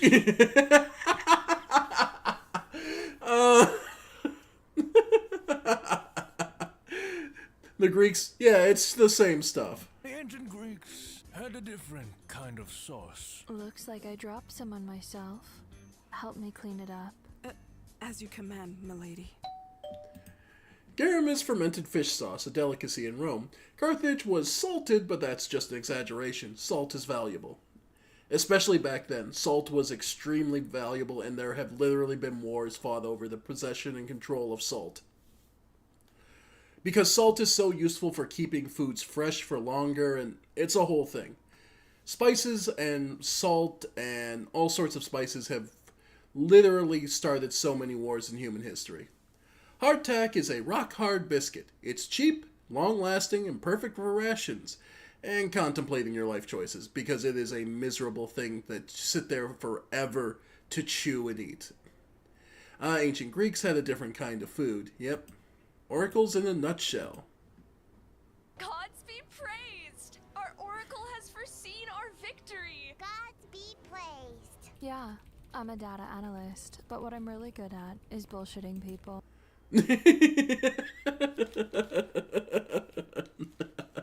Yeah, oracles, though, the funny part is, yeah, it's largely considered that oracles were given what they were supposed to say sometimes, and depending on the oracle, would basically, you know, just follow it to motivate the troops, or whatever political interests were at the time. It's one of the infamous things of the oracles who told I think it was Leonidas, told them, you know, you shouldn't march to war, and that's why him and his 300 soldiers basically looked at the oracle, said, no, I don't care, and kept going. People were more religious and superstitious back then. Soldiers and military sometimes relied on oracles and religious practices to determine the outcome of a battle or war. Oracles are the biggest cryptic bullshitters out of all of them. Cleopatra tempts Julius Caesar. Octavian, that Nile cat pussy got me questioning my loyalty to Rome. Meow.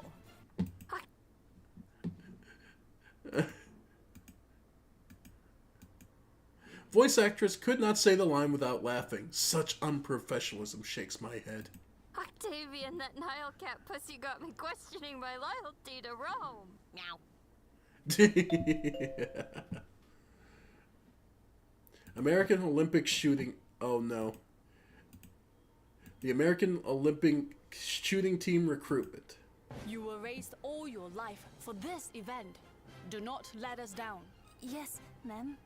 One of y'alls needs to enter this year's shooting event. Already won last year. Same. Well, somebody has to. Anyone order a pizza? You're in. There is no historical context. There is no historical context here. Only memes. Nobody watches the Olympics after all. Heavy machine gun.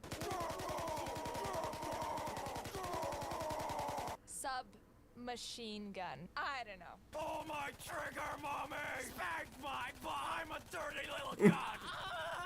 Squeeze me harder! This is... Yeah. I love this. Context. Did you know there are people out there that think I draw the Century and Bell Buddy comics? There are also people who think I voice all the female characters. I would if I could, bro. Yeah, no. They just add voices to some of the other people's work, and one of the things I do enjoy is sharing this kind of thing where it's like people creating based on what other people do and with their permission, and just, you know, making something better out of something that's already great. Finally, some quiet fishing. Truly a relaxing... Fuck's sake. Come on, sis. That's not how you fish. This is.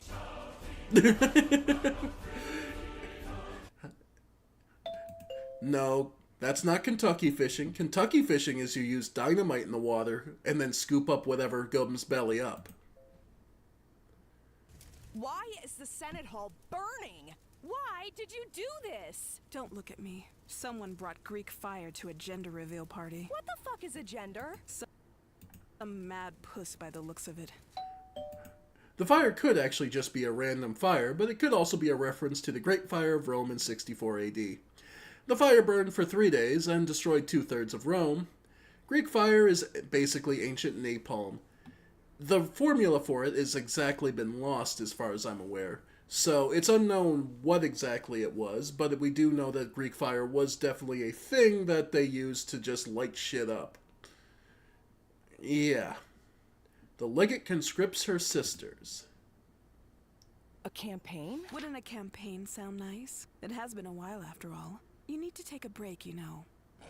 Fuck, that hits the spot. It's been so long since I left for war. Now isn't this nice? Now get information so we can go. Don't fucking me. You're a soldier, aren't you? Praetorians started as an elite unit in its early formation, but later became a corrupt personal guard for the emperor. The Praetorians are so bad, we don't have space to list it all. I'm sure the comments will gladly tell you. Yeah, the Praetorians were just infamously, alright, slip them a couple of bucks, the emperor's dead, move on to the next one. How Romans go on a holiday. What are you doing, blood sis? We're going for a holiday. 5-year Gallica campaign. Yes, that V is a 5, remember, Roman counting. Extended conscription.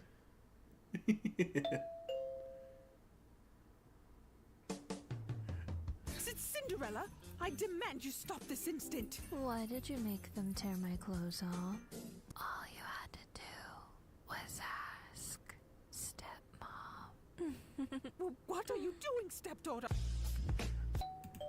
And there it is. How to improve Disney. Seriously, there is some shit where you look at it back as an adult and you go, that's kind of, yeah.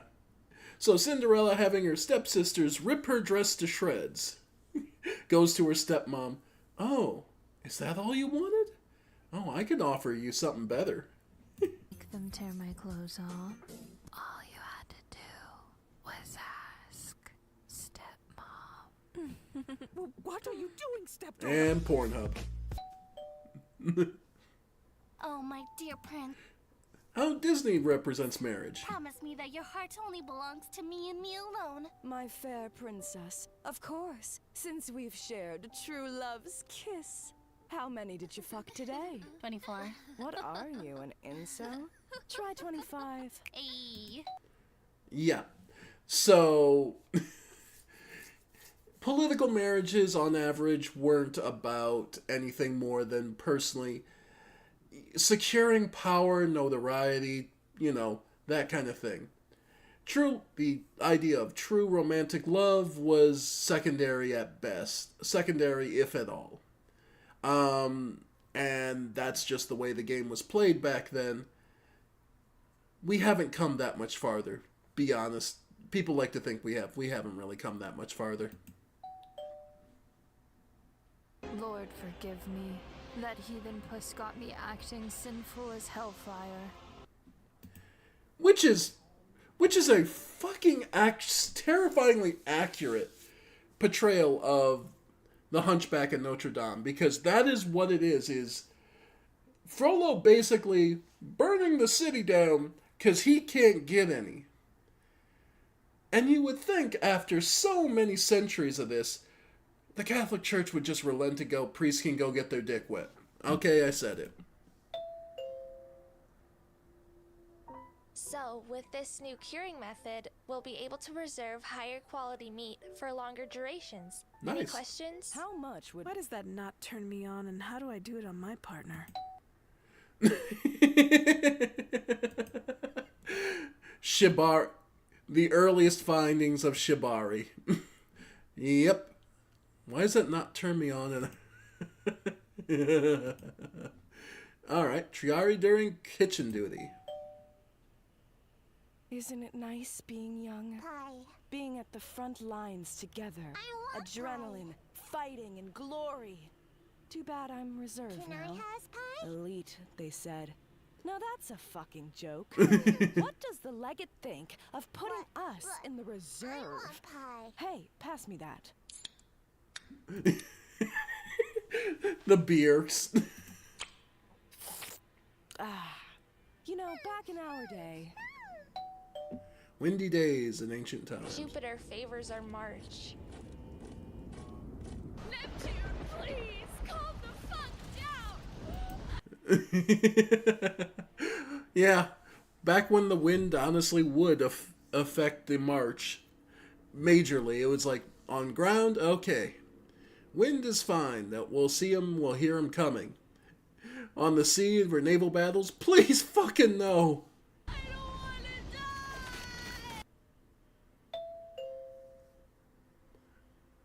The chariot reinforcements have arrived. What's taking so long? Does anyone have a manual? Chariots were, in ancient Egypt, chariots were more a status symbol and made for skirmishes rather than frontal charges, until the advancement of cavalry made chariots obsolete. Trigger warning, Rome 2 lying to you. Yeah, one of the old ancient games, the chariots were meant to break up cavalry, and it's like, no, they were never that. Once they had good cavalry of people riding horses, the chariot was redundant and just basically outclassed in maneuverability and ability to break them. So that, and you had one man to one horse, and it was just easier rather than two people, one being like an archer and navigator. It could be 2-3 people on a chariot. It was an investment. Can a now come up in your crib? Bitch, fuck you. I'll see you at work. Bitch, don't hate me cause I'm beautiful. Maybe if you got rid of that yee old ass haircut, you'd get bitches in your chariot. Better yet, maybe Cleopatra will call your Osiris ass if she ever stops fucking with that Roman of a general she's fucking with. Nubian. What?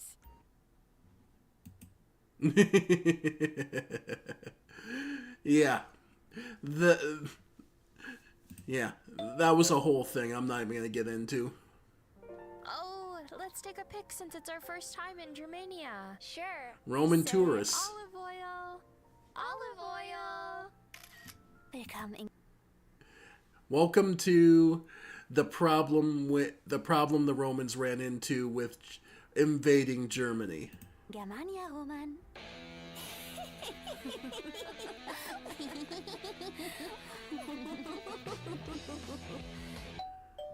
Switching from your Gladius to your Peugeot is faster than reloading. Oh my gods. For those curious, a Peugeot is the crossbow you're seeing, basically an arbalist. And switching to your Gladius, which is a longsword, so basically, if they get close in, get your fucking sword out. That was the 12th raid today. How many? Never should have come here. Oh, for the love of Jupiter. Skyrim has fishing now, just like your JRPGs you like. Yes, that's Skyrim. Another ambush? These forest bastards never end. Don't worry, calling air support for a strapping run. The fuck is an air support? Welcome to Germania, gentlemen. Fortune's sunflaze, Jesus Christ. Yeah, because the joke is that the headpiece of the Roman generals looked like it could, if you spun it hard enough, you could fly. So it's a joke of the Roman arbalist being able to fly in air support. So instead of evacuating the Emperor, you took a bribe from a consul, beat and assassinated her, and then took her wallet to buy purple dyes. I'll have you know, dyes are expensive. Purple dye is produced by soaking sea snails in water to extract their juices. Snail juice is left under the sun, and the process has to be stopped at a specific time. The process is extremely expensive due to the amount of snails needed and the amount of dye produced, which is why the purple became a sign of wealth and royalty. In other words, as ever, the bigger the pain in the ass something is, the more the rich get access to it. Third time this week. Sorry, dear. Instinct. Tighter, though. Praetorian shenanigans include assassinating competent emperors, getting bribed to assassinate competent emperors, installing incompetent emperors after bribe and assassination. Wikipedia has a category for Roman emperors murdered by Praetorian Guard. That's how bad and common this was. Ugh, my wrist hurts like hell. Knife training? Sorta. You know I can't help. Yeah. Yeah, no. A different sort of training, but works are all the same. But yeah, it is a common thing of the Praetorians were horribly...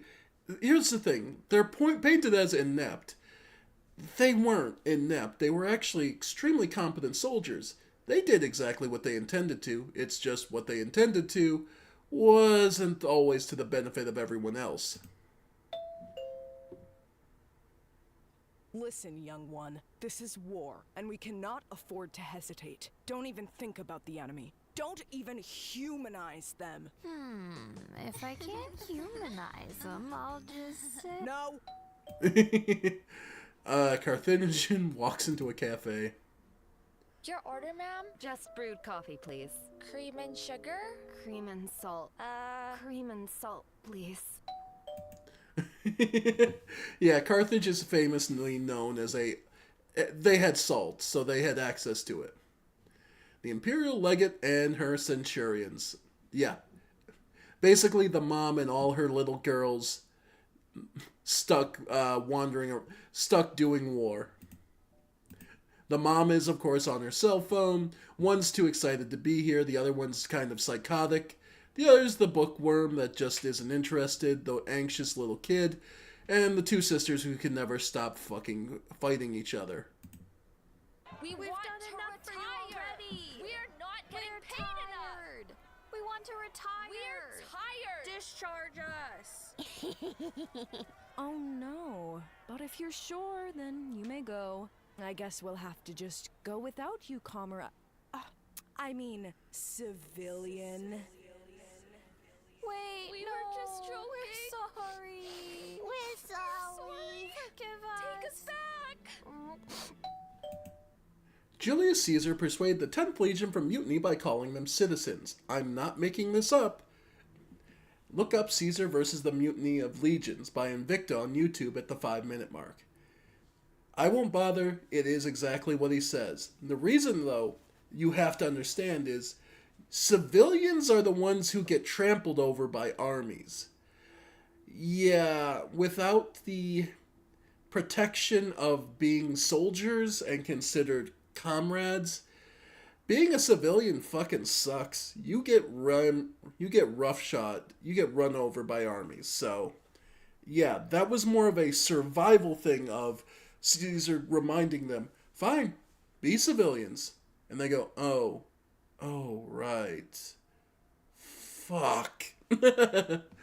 Yeah, that was more the issue.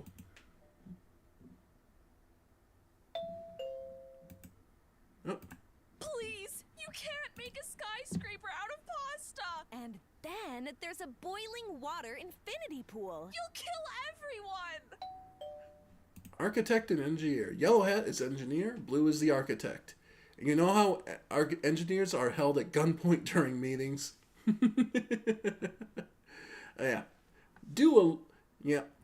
Of course, engineer being fucking ripped.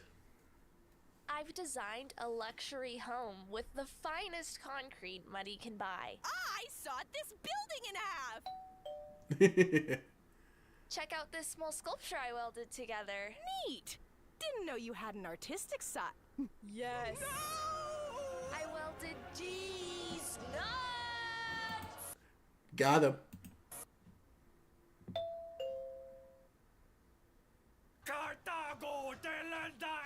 Shut the fuck up, Cato. Carthage is dead. Gods, everyone is dumb. I'll purge you all soon. I'd rather deal with the Praetorians. I'll don't care about your stupid fucking rights.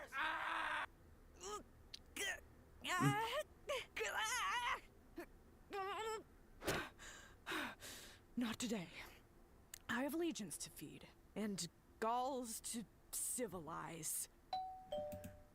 To judge the Senate throughout its 482 years of existence would be folly, but it was clear that in the final days that it had been extremely corrupt. I love this. I receive gold, land, labor. You receive society, as I define it.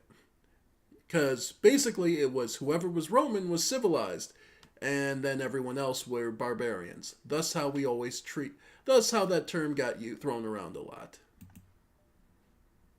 Faster! Get those walls up!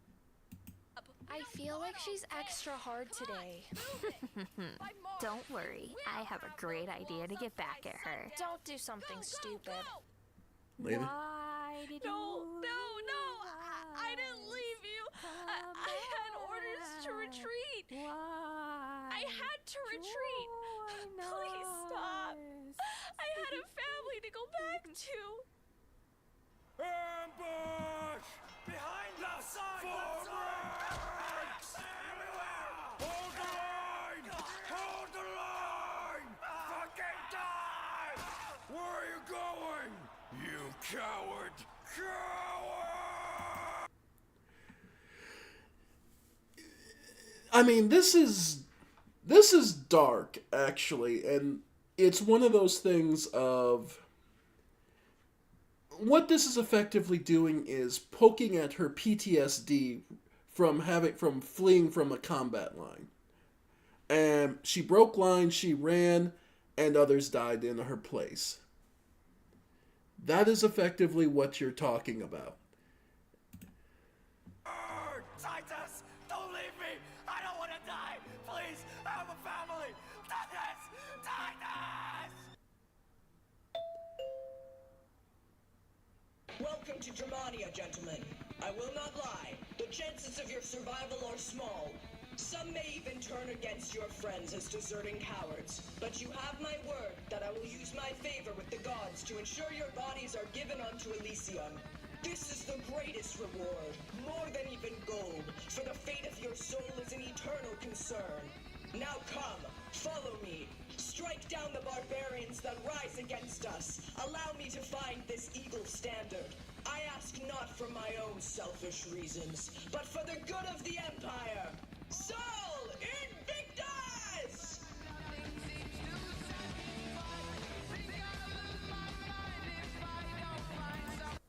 There you have it. How they motivated many of the soldiers.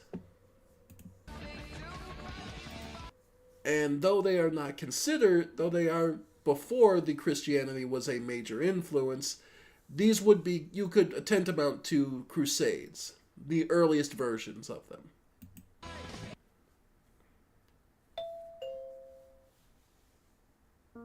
Oh, what kind of tea is this? Oh, I just mixed some cement. Are you seriously eating all that? Yeah? That looks unhealthy. You should really try a more balanced and nutritious diet. A cigarette and coffee. Ah, yum. Breakfast. Osha is the common enemy. Ah, finally. I needed a light. Yo, guys! Watch me cut this sandwich in half with a plasma cutter just by looking through a mirror!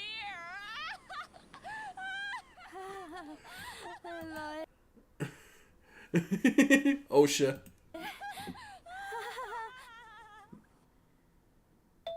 The people who are supposed to keep everyone safe. I'll never forgive you colonists for ruining our culture. Bro, calm down.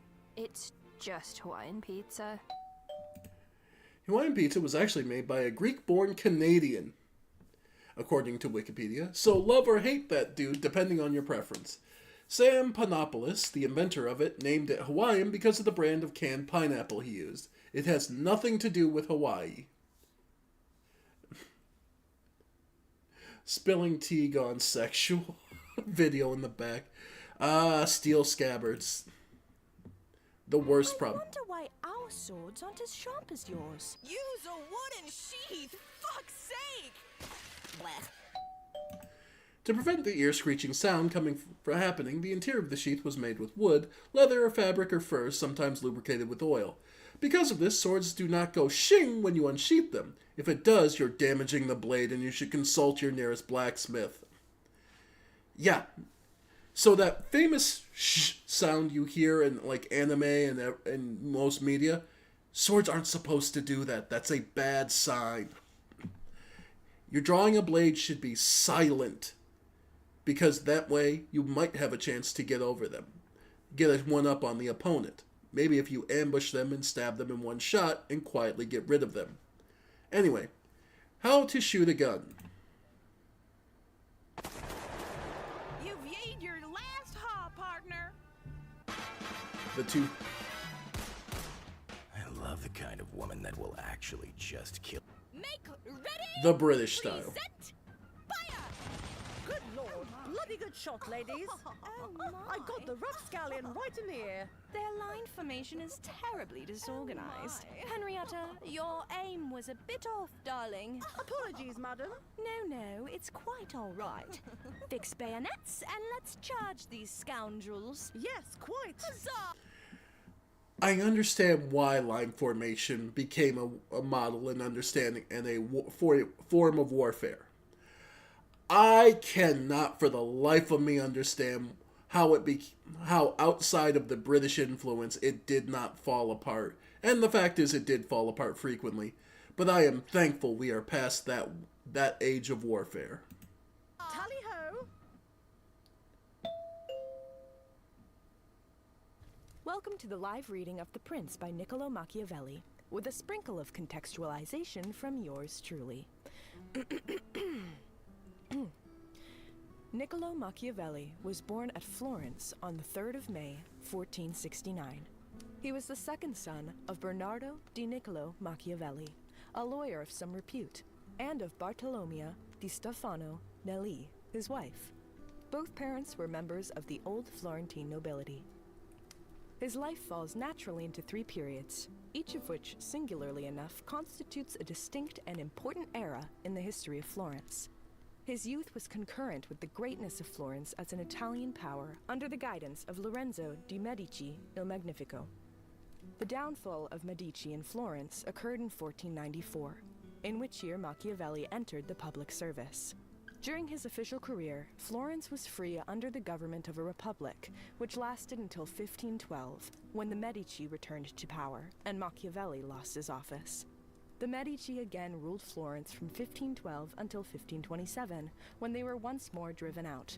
This was the period of Machiavelli's literary activity and increasing influence. But he died within a few weeks of the expulsion of the Medici, on the 22nd of June, 1527, in his 58th year, without having regained office. Although there is little recorded of the youth of Machiavelli, the Florence of those days is so well known that the early environment of this representative citizen... What, were you expecting a joke? Hey, Augustus. What? Free legions. I don't get it. And you never will. Arminus left and Augustus Wright were referring to the Battle of Tetraburg Forest in 9 AD, where the Romans lost 3 legions in a massive German ambush, where Arminus betrayed the Romans by leading them to said ambush, being half German himself. We call it a battle, but it was more of a massacre. Yeah, pretty much. And then up the Battle of Watling Street. We've cornered the Romans. What are your orders, General? Huh? Survive? What? The Battle of Watling Street, AD 60 to 61, was a total Roman victory. Queen Boudica led the British tribes of 230,000 to revolt against the Romans of 10,000. Boudica's forces were crushed. Numbers of combatants are debatable on the British side, as women, children, and civilians may have been counted due to them being near the vicinity of the battle, and were added to the casualties near the end of the battle. In other words, the Romans left no survivors. They had been pushed to the absolute limit, and, well, they slaughtered everyone. Which might be in retaliation of being, let's see, 9 AD, yeah. So this would be later on. But yeah. And up next, the Berserkers. Come now, Bjorn. These edibles ain't shit. I'm fucking invincible! Yeah. During the Viking Age, there were Norse warriors called Berserkers who fought with animalistic rage and no regard for their own life, either through sheer will or with the aid of shrooms. Please note, I'm not a qualified historian, so please take everything I say with a massive grain of salt. The ladies you were seeing on the left are Dacian warriors. Yeah. And yeah, so the Viking warriors typically, there were some who didn't need drugs to be like that, but others would drug themselves into an absolute frenzy that would just send them, hallucinating and slaughtering everyone nearby. What can you say? You get a bad trip, shit happens.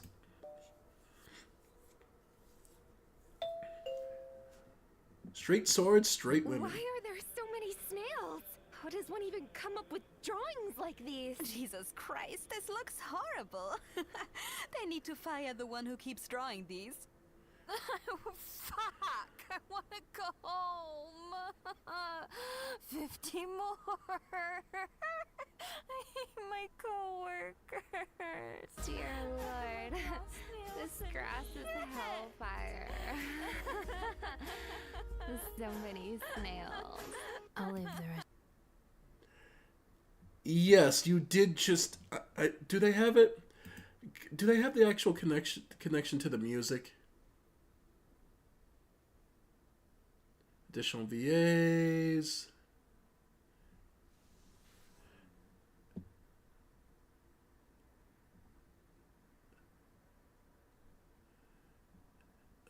Was it this? The next episode, yeah, Bardcore version. For those unfamiliar. Yes, a Dr. Dre Snoop Dogg version, medieval version.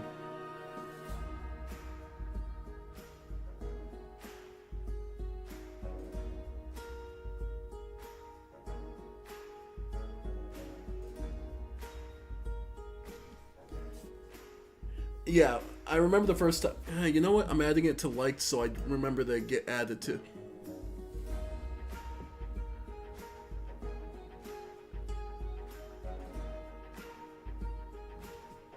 Yep. So yeah. There you go, folks. I couldn't remember. I don't think I downloaded onto my personal collection, so I'll be sure to add that. But yeah. And what this also brings up is, historically speaking, remember that monasteries were one of the biggest collection of tomes of knowledge, and many people were put into monasteries just to basically get rid of them if they were, a noble out of wedlock, or, a troublesome child, or someone they just didn't want around. Or some people had to flee home from it, and it was a source of place to live, eat, and survive. So, being stuck, doing that, being stuck making those holy manuscripts and copying them over all the time, yeah, you can imagine how you might go a bit nuts.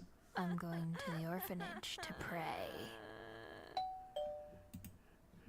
For some reason, medieval paintings included a lot of snails, probably just some bored monks making the equivalent of a Pepe meme. You would have to be there. Next up, armor exhibition. Love this art. Hey gals, check out my new plate armor. How modest. Didn't know you. Dotted brigandine, outfit over the armor. You were an exhibitionist. And because it's bare armor. So it shows everything like you would have. And straight swords. One must live like their sword, strong, loyal, and straight as God commands. Mine is bigger than yours. Ara, ara, me matey. Ara, ara. Yeah, you can live straight like your sword. Everyone else is gonna go have some fun, though.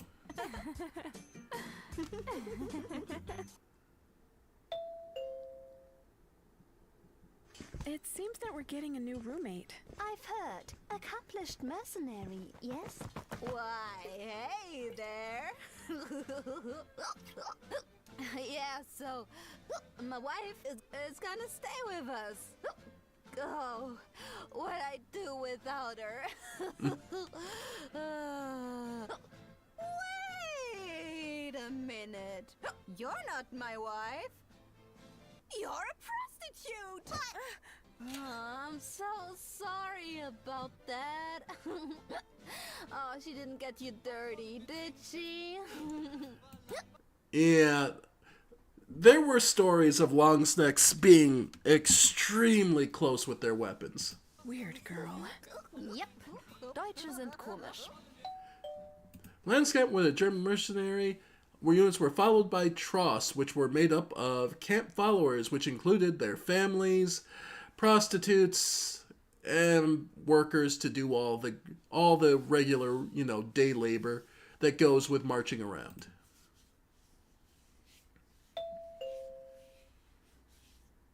Lead by example. Each step reflects years of discipline. Believe in something, even if it means sacrificing 1/10 of everything. I have your back, so don't run away, or I will beat you with this stick. Second comic, the IX, was referring to the military punishment called decimation, where every 10th soldier was executed. This would be the punishment for betrayal or running away.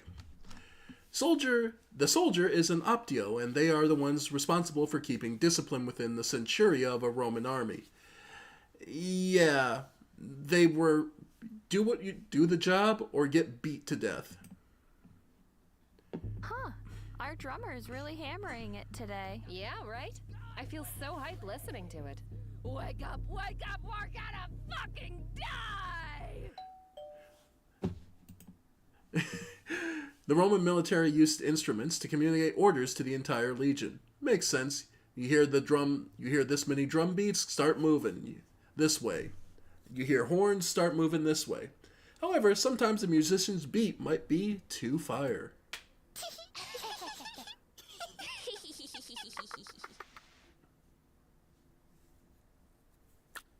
Nice. 69, baby. Nice.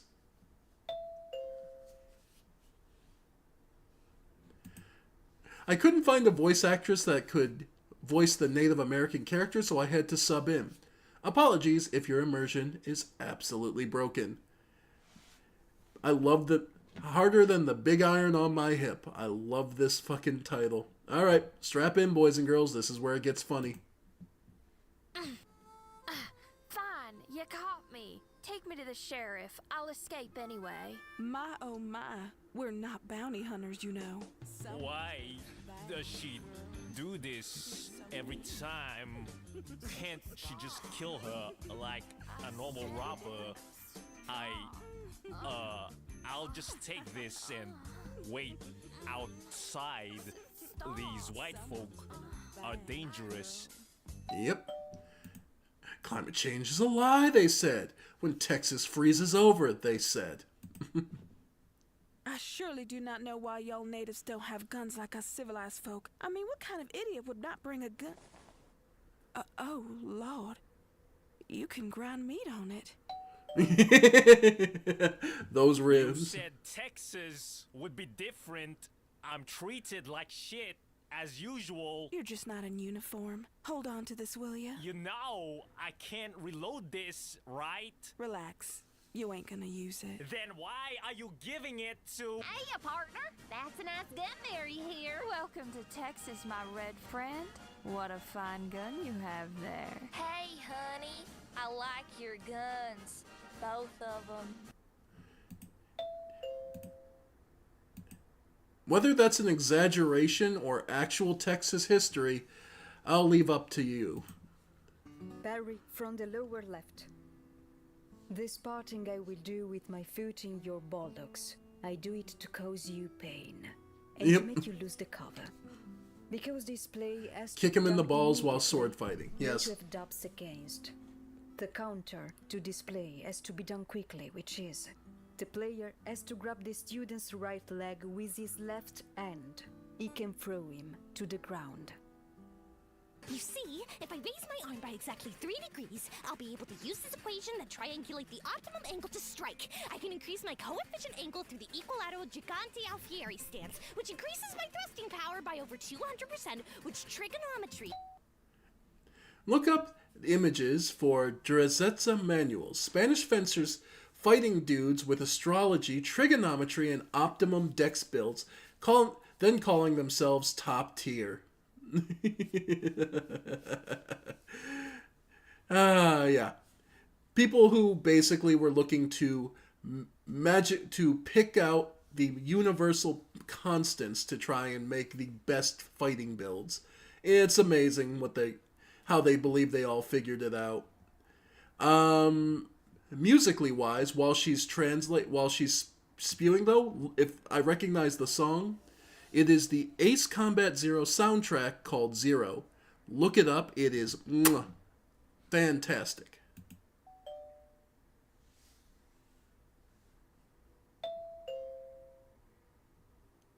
All right, listen up. There's an Iceni tribe revolting against us near Londinium. Our objective is to take all their weapons and kill anyone who refuses. Got it? Okay. Open up! Stabby time. Surrender your weapons or die! The other clan already took them. Death! What? Oi! You got a license for that knife? Remember, they were in Londinium, so of course the cops took him. Historically inaccurate, but funny all the same. The Kit Kat sacrilege. Oh no. Oh, here we go. What do you mean I'm eating Kit Kats wrong? I snap it like everyone else! Why were barbarians so easy to conquer? We've conquered your tribe. Do not shame yourself further. Harder, Mommy! Harder, Mommy! And suddenly...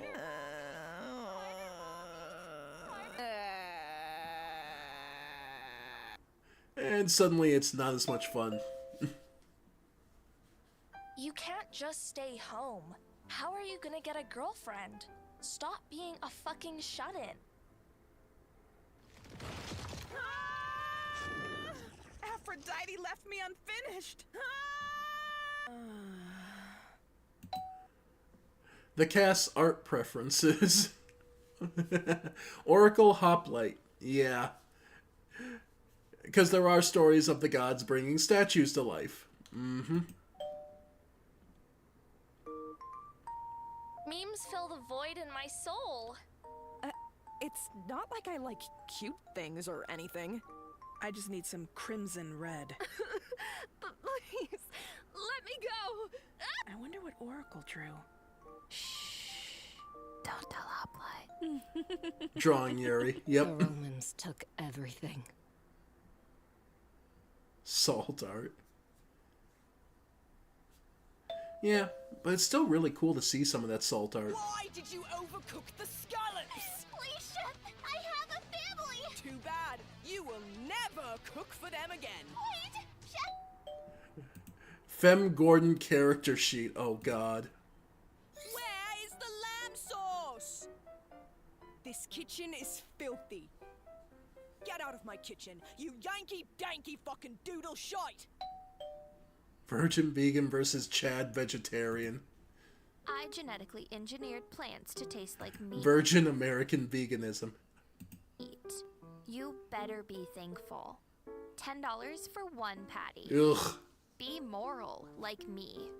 If you eat meat, you're a murderer. Here is a dish that came from my faith of non-violence. All right. Veggies don't need to be meat. They're yummy as long as you know how to cook. Amen to that. The right veggies with the right sauce, delicious. All fresh from the market. A bit spicy though. Ah, that's fine. I always like it spicy. This kitchen is fucking filthy. There wasn't even the fucking in the script. Fem Gordon just works. My name is Melitas. I'm the youngest in Elysian, and I play a lot of games with my sisters. Early in the morning, Mommy tells me to play Spot the Enemy, so that my sisters can be ready when they play. Yes, Mommy. What? Yes, my Legatus. There we go. Bye-bye. Whenever my sisters are ready, I play javelin tag with the other army. I only have a few javelins, so the game ends quickly. You die now! Usually the other army gets angry, but my sisters always take care of it. Here's some water, sis. Ooh. Stop that. Yeah. the understanding that the Velites were basically the lightest of the light infantry, the scouts, and basically it's the idea that it's the little sister of the entire army, which is a cute interpretation of it. Emergency! There's a contaminant in the reactor pool. We don't know what it is. Is this the microwave tea the colonies are talking about? Bit spicy though, isn't it? It's not that bad. It is said that Americans do not use kettles for boiling water for tea or coffee. They just microwave it instead. Source? Trust me, bro. This is actually true. Most Americans just microwave it, or have a coffee maker now. Oh, what a cute portrait drawing you made for me. I spent all sun drawing it. Hello, hello! Did someone just make a donation to Her Majesty's fucking museum? Good show. And over. The British Museum is known for borrowing historical artifacts from other countries. Source, the British Museum itself. Yeah. And very few of them ever make it back home. I think European accents are really hot. Specifically, British ones. Actual British. I mean, Smevik Birmingham, if you want to fucking roll, calm down, ask for Danny G and I'll break your fucking legs. You little prick. You will see! You'll fucking see! So dreamy. yeah, the British accent thing I've never really gotten, but hey. Because it's always the thing of, there's the portrayed British accent in, like, media and such, and then there's the actual British accent. Like most accents. This is one of my sisters. She was stationed in Gaul a while back, and I was recently ordered to go reinforce her legion camped up north. She's an exceptional fighter and an expert with horses. Honestly, she's just the same as she ever was. It's just that when we were sent to negotiate terms with a nearby Gallic village, surrender and you— I'll kill your family! Gaul changes you. Yeah. To be fair, it was bitter fighting, and it's one of those. The Gallic Germans were basically just, they were having their family slaughtered to a man. There was horrible stories of what the Romans would do, so it's understandable why there was very little chance of them peacefully coexisting, oftentimes. Once you let go of the cycle of becoming based and avoiding cringe, you will become free to be your genuine self. A genuine piece of shit. Her canon name is Monk Bomb. Monk Chan style. Also using Monk Chan sounds weird, so I like some suggestions. Yep, Monk Mom is her canon name. There you go, shrimp fried rice. You're telling me a shrimp fried this rice? Best shrimp in all of China. Keep it up, chef. They love the fried rice. Good shrimp. Shrimps do not make that noise. I don't know. It sounded funny to me during the editing process. Don't be silly. A shrimp can't fry rice. I'll prove it to you and cook it myself. Yeah. Yep.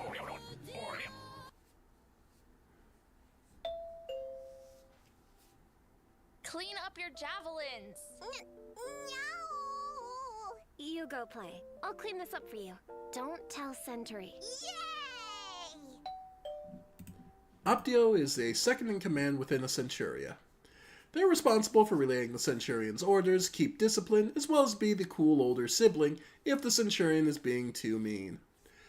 But their job is also to keep it in line, so in case someone does go over the line, they're the first ones to smack you back into place. Mom? Dad? I'm gay. Don't worry, son. Everyone is. As long as you aren't a bottom. Or fucking some Gallic savage. You'll have a place in Rome. Yeah, again, for Romans, everyone who wasn't Roman was a savage. And, well, this kind of speaks for itself. In a very simplified nutshell, the Romans were fine with fucking other men, as long as you're not on the bottom, or you're not going down on a woman. Yeah, unfortunately these sexual standards stuck around for far too fucking long. And sincerely put, fuck you, I'm gonna enjoy being face down in my partner as much as I fucking want. Fuck you. Hi, I'm Optio. My job is to keep the Legionnaires in line. What a nice, relaxing morning. Everyone's ready for you, my Centurion. Sometimes the troops get grumpy, so someone has to keep the discipline up. I'm going to bed. If anyone talks shit... I will make them bleed, sister. I love my job. I'm sure. I've come all the way to Egypt to get my gym badge, so that I can become the very best. My. But were you prepared for this? I've come to Egypt for the Pokemon battle. Why are you pulling out the dual disc? Little did Egyptians know how their beloved card game would evolve in the modern era. Stop right there, criminal scum! Release that banned item at once! No! Pot of Greed. Some say the forbidden card Pot of Greed were one of the contributing factors to Egypt's power during the classical era. She is worse than a Latin. She is, may Ra forgive me for uttering this word, Greek! Wow. Sis, it's been bothering me for a while, but have you seen our Legion symbol? Yeah? What about it? It's a scorpion. The other legions have cute things like birds or dogs. We have a scorpion. We're the Emperor's Guard! I'm sure scorpions represent something noble or nice, right? I mean, they kill pests. They're quiet. And they sometimes hide around walls.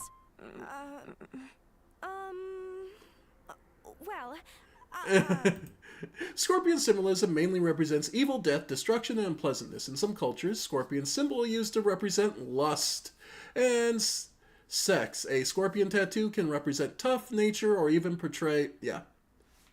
No, the scorpion's largely considered a pain in the ass asshole.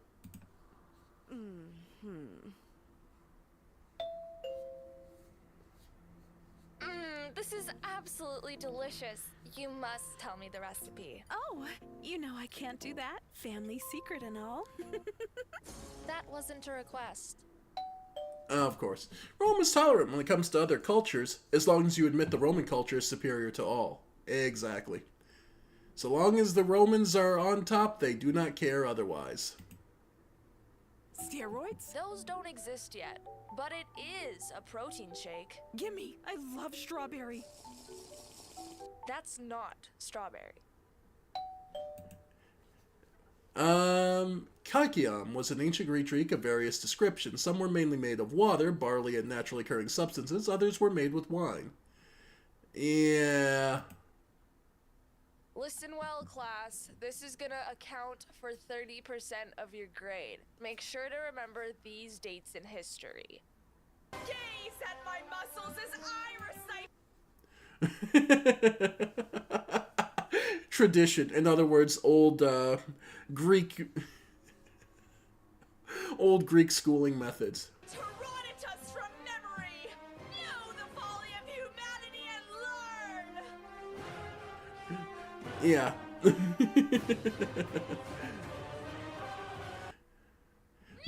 folly of humanity and learn! Oh my fucking god. Yeah. Hello, everyone. I'm Musashi, and today we're going to fight a duel. Sorry I'm late. Where were you? It's been 3 hours. I've been waiting this entire time. You didn't even bring a sword? How am I supposed to duel an unarmed opponent? Yeah.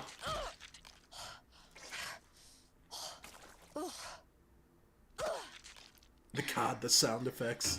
And that is how you win a totally honorable duel. Truly,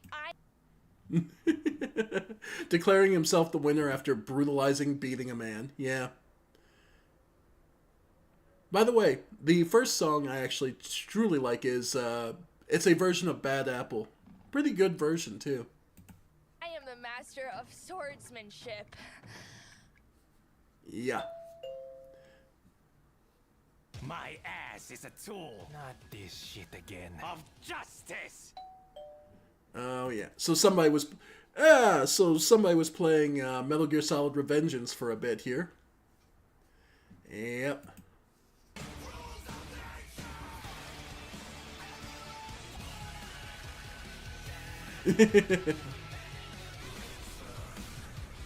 Snuff.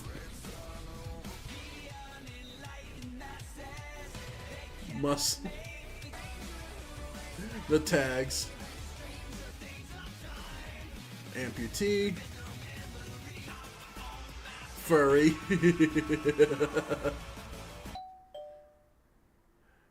Sam, did you see the memes I posted on Twitter?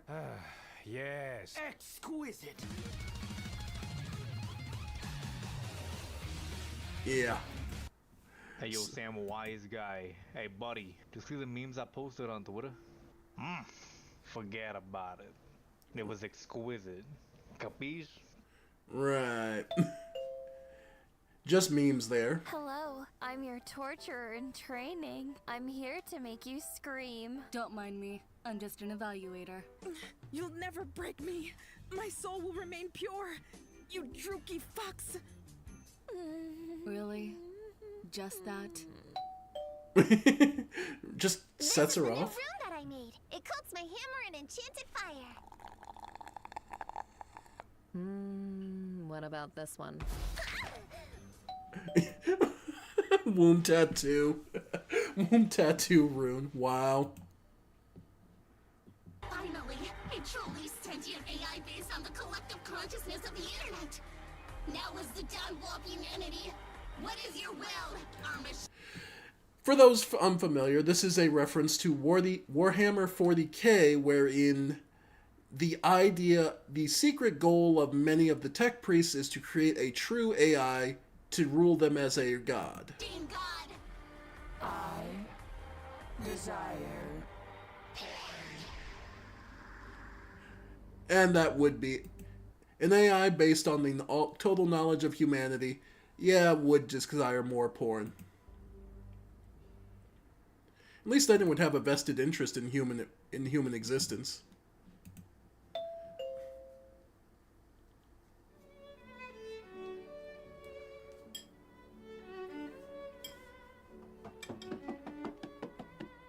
Monsieur André, vous avez insulté mon jeu pour la dernière fois. Combattez-moi dans un duel d'honneur. Ainsi soit-il. Il est temps de se battre en duel.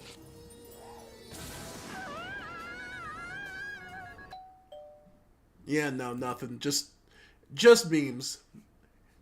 Empereur Napoléon, nos officiers sont tous morts. Comment ça, ils sont tous morts? Comment est-ce que ça a pu arriver, putain? Oups, désolé pour ça. Excusez-moi, bitch. Salope! Yeah, bunch of French officers were known for being very prideful and taking things too far. You pirates are just filthy thieves and nothing more. I'll have you know I'm actually employed. What? Privateering, she calls it. Hey, girl. You'll never guess how I solved my pirate problem. Yeah. They're not pirates anymore if you legitimize them and then just sick them on the enemy. That has happened more times in history. Look at all these corpses I have to clean. We don't even have enough graveyard space. If only there was a way to get rid of all these. Interior decorating.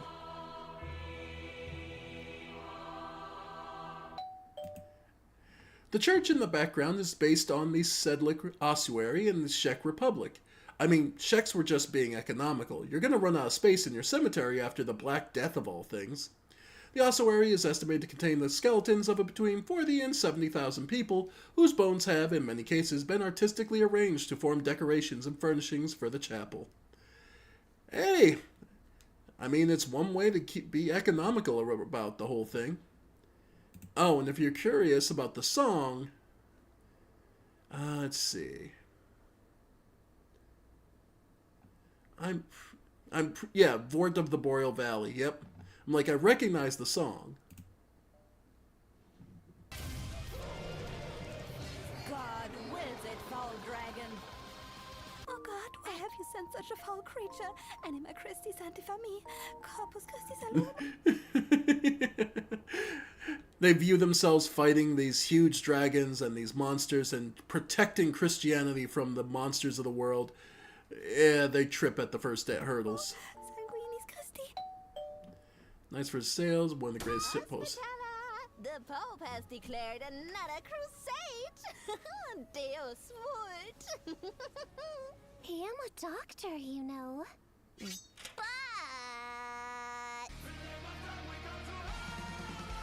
Yeah. Oversimplified explanation. The Hospitaller Order, thus where we get the name hospital from, had origins of being caretakers of nurses for the poor and sick. They were also involved in maintaining orphanages, charitable work, medical care, education for young people within the order, etc. The order contained knights, but only became more militant during the Crusades. Otherwise, it was keeping up with the support and help of the people.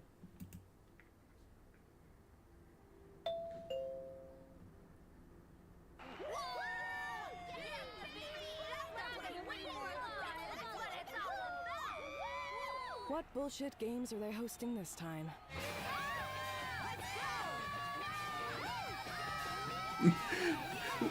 Top battles.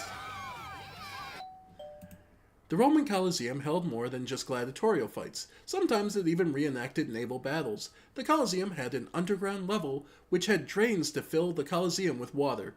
It also had an elevator system which was used to pull up caged exotic animals to release into the arena for gladiator fights.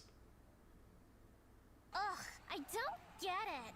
No matter how many fights I win, the audience never cheers this much. Right? It's like she has something the audience loves by nature. Yeah! I wonder. That's right, baby! Gladiators and gladiatrices were the ancient Roman equivalent of WWE wrestlers. Contrary to their portrayal in films, they weren't executed after the end of each fight, since a lot of money was spent on their training, diet, equipment, and all sorts of things to run a large live entertainment venue. Vincent McManus had to make a profit somehow. Nice. Condemned criminals commonly volunteered to join the Colosseum to fights as well. Basically, alright, so you either risk your life or you sit in the cell all day. Take your pick. Excuse me, ma'am. Would you like... She could shred cheese on her abs. What in God's name is making all that noise in me yard? Tell me your secrets, oh dead one! What's the difference between a grave robber and an archaeologist? A college degree. Pretty good. Here we can see the final moments of the citizens of Pompeii. Their final moments before death. Perfectly preserved. What about that one? What is she doing? Her best. The eruption of Mount Vesuvius in 79 AD can destroy two nearby cities, Pompeii and Herculaneum. For comparison, it released 100,000 times the thermal energy of atomic bombings of Hiroshima and Nagasaki. Yes, that's not estimated, that's actual. 100,000 times. Not 100,000 tons times the thermal energy of the atomic bombs. The aftermath of the eruption caused the remains of inhabitants of both cities to be preserved, the most famous of which is the remains of a man who may or may not be masturbating. He probably wasn't, but it's funny to think that he was. The force of the blast probably just knocked him over and his arm lay where it lay. Everyone just thinks, at least he was looking to work one out right before the end. Sucking a king's nipples was a gesture of submission in ancient Ireland. I submit, O great king. Let me suckle upon your greatness, as per tradition. The nipple was important in ancient Ireland. A king could only maintain his rule through the blessing of the gods. If some disaster happened, like a failed harvest, the king was no longer seen as being favored by the gods and would be dethroned. This is the reason Ireland would go through so many people where they basically went, alright, you fucked up, next on the line. It is said that in Irish law, you could not rule if you were physically impaired in any way, so what would happen when a ruler was dethroned would be they would bound them by their hands and feet, then cut off their nipples, meaning they are no longer capable of ruling, accepting submission.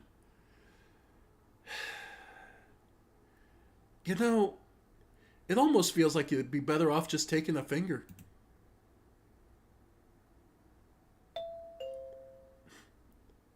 Meditation is easy. Just sit and listen to the voice in your head.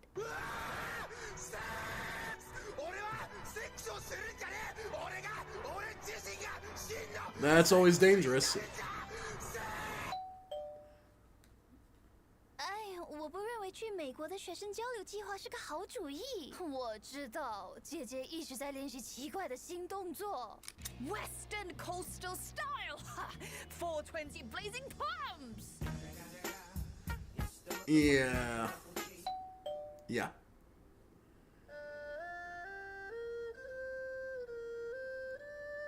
All warfare is based. Such lewd eyebrows. My eyebrows aren't lewd. Here's the thing. And the funny part to me is, though it is still applicable to every day, and to this day, is the whole thing with Sun Tzu's Art of War. Is it was written at a time where basically know-nothing nobles would be sent in charge of armies, and it was basically a primer of, generally speaking, telling these guys, look, you don't know what you're doing. Don't fight unless you absolutely have to. Avoid fighting, because you're just going to get people killed that would be more useful to you, the country, and the world at large alive. So, by and large, don't fight unless you absolutely have to, please. That is basically the shortest possible thing I could give you for Sun Tzu's Art of War.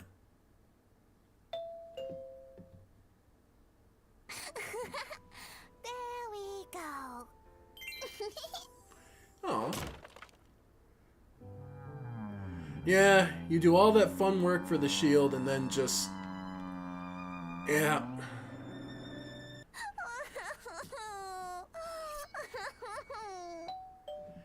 The pilum is a type of javelin used by Roman legionnaires. Each one legionary was issued at least 2 pila, a light and a heavy one. It has a lengthy, thin shank, which is usually bent upon impact. Combined with the weight, made it very hard to remove once impacted with a shield. Or a person. Basically, it was a free, easy shot to open the combat and then finish them off. I saw this cute thing in front of the camp. It looks so sad, but I can't understand what it's saying. Well, if it needs to say something, then it would. Rather than say bar, bar, bar like some filthy animal. The term barbarian originated from the ancient Greeks, who described anyone uncivilized or did not speak Greek, barbaroi. The word had an onomatopoeic origins, and to the ancient Greeks, the foreign tongue sounded like bar, hence the word. The Romans later adopted the word to describe anyone that was neither Roman nor Greek. So yeah, if you ain't one of us, you're a barbarian.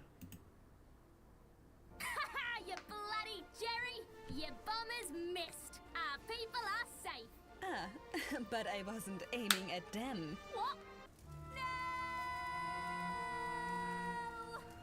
Yeah. And The Battle of Britain during World War II, specifically the air war between the British and the German air forces, where both sides fought for the supremacy, the RAF, Royal Air Force, and the Luftwaffe, respectively. The Luftwaffe focused on strategic bombing, first bombing military infrastructure, then progressing to civilian infrastructure to lower the morale of the British people. The destruction of countless culinary institutions from the war did not hinder innovation in British cuisine. Nor did the existence of such institutions advance it either. By and large, British cuisine is considered by most other cultures... What the fuck is wrong with you? nothing of value was lost. And the fact that so many countries across the world can look at British cuisine and go, the fuck is wrong with these people? Speaks volumes. There are several ways of dominating your enemy. The easiest way is knowing their weaknesses. For example... Historically, Praetorians were the personal guards of the Roman emperor, whilst the legate was the general of a legion. In the Centuryverse, they have a complicated relationship. As Tacitus once said, they be fucking. Why does Big Sis Praetorian call you baby girl? How about you shut up and fetch me another bottle of wine? Flarian wine was a strong white wine and was popular among ancient Romans. It was aged up to 20 years, and as Pliny the Elder mentioned, it is only a wine that takes a light when flame applied to it. It requires at least being 40% solid alcohol. For 1, as you can drink wine. For 2, as you can drink the best. For 4, you can drink Flarian.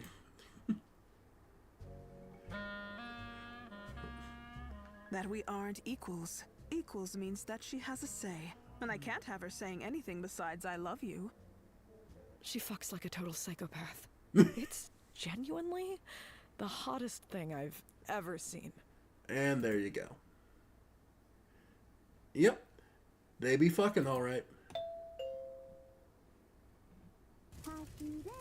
Oh, what the fuck happened? Went shopping. And you left the Emperor alone? I got paid to leave him alone. The Great Fire of Rome for 64 AD. Whilst Emperor Nero Claudius wasn't perfect, the belief that he was apathetic while Rome burned is debated, as he immediately provided relief efforts using his own funds, as well as opening up his palaces to provide shelter and food for those affected by the fire. The negative view towards Nero concerning the Great Fire is likely due to Christian historians that smeared Nero's reputation, as after the fire, Nero blamed the Christians for the cause, leading to the prosecution. So it's a historical backlash of, well, we're just going to rewrite it that you did that fucked it up. And as far as the Padaru, just blame the Fate series of anime. I'm gonna leave it at that. Going deeper down that rabbit hole is not something I need to do right now. Oh no, not a knife! The Bible Gun. It belonged to Doge Francesco Morosini of Venice around the 17th century. It can be fired without opening the book and is an exhibit in Venice's Museo Cora. And yes, that isn't a thing where he had a Bible gun he could fire.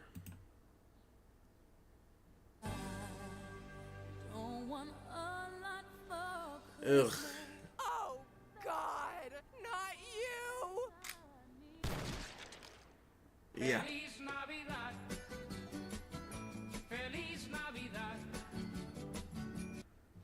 I work retail. Fuck Christmas.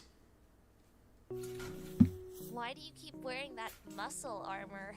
Wouldn't chainmail be enough? Ugh, it's something called a fashion. Maybe if you weren't such a pleb, you'd understand.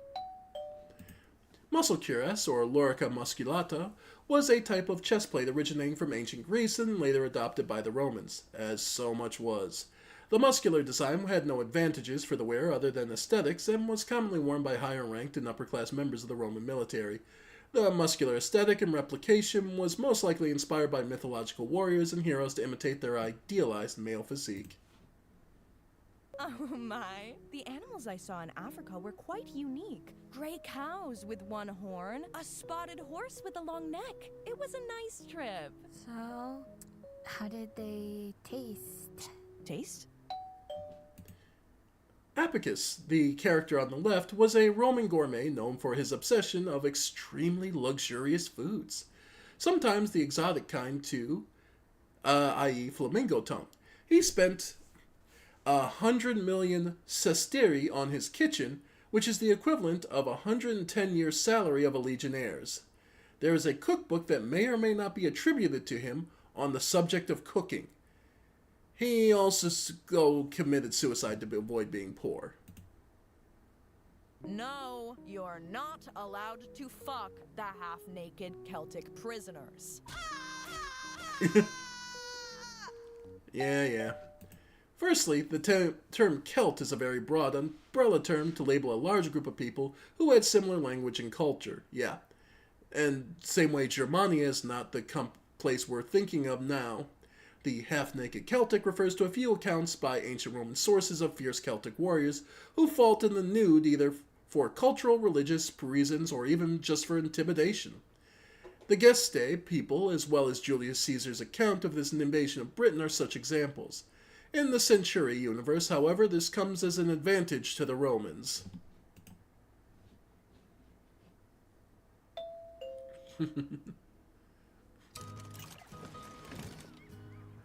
Finalmente, mi paquete ha llegado. Por Dios, ¿qué es esa horrible cosa? Una herramienta de tortura de las colonias. La chancla mexicana. The Spanish Inquisition was established in 1478 and was disbanded in 1834. The organization was established to maintain Catholic orthodoxy as a result of the Reconquista, where the Spanish and Portuguese fully reconquered the Iberian Peninsula from Muslim occupation in 1492. As for the chancla, ask your nearest traumatized Hispanic friend. It's basically a shoe that is known for being Hispanic American or Hispanic friends are basically their mom's shoe to just beat the ever-living shit out of them when they were a kid.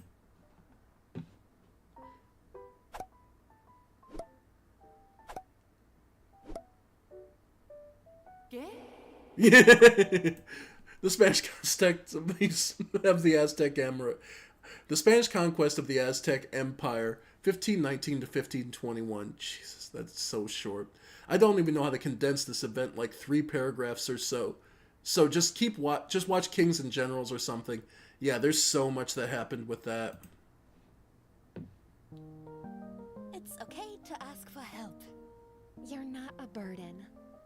Murder is okay. Your feelings matter. Yeah, that meme. Quel est le problème? C'est pas assez long? The rapier. Essayez juste de me frapper. Élégante. Oh, qu'est-ce que c'est que ça? Je vais attaquer. Ou peut-être pas. Thick thighs saves lives. Pouvez-vous faire cela? Yeah. Quoi? Tu es en train de me dire que tu ne peux pas me payer? Yeah. The rapier. I bet you don't know what 19 is in français.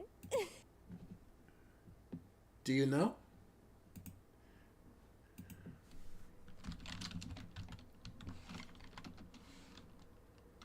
Oh.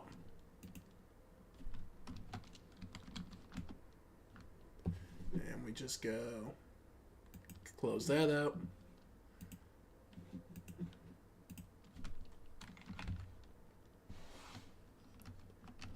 Okay. English to French.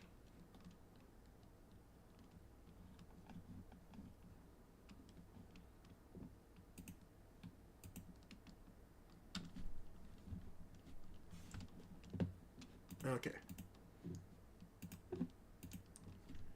Go 19. Deneuve.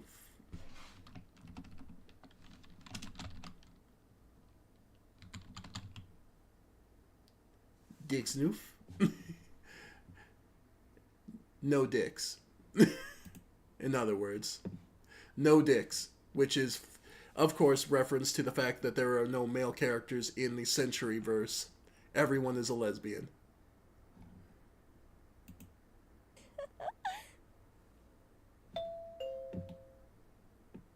Hug, welcome back. How was the campaign? Let's go out to eat. They're selling these new items called cheesecakes. It's literally to die for. I killed like 2 plebs in line. Unfortunately, not everyone could be so carefree. I need to submit a legion of reports to the Emperor for approval. Then I'll approve it instead, since I'm planning to get rid of him anyway. What? And there. Now you're mine. Don't be like that. I barely get to see you after all.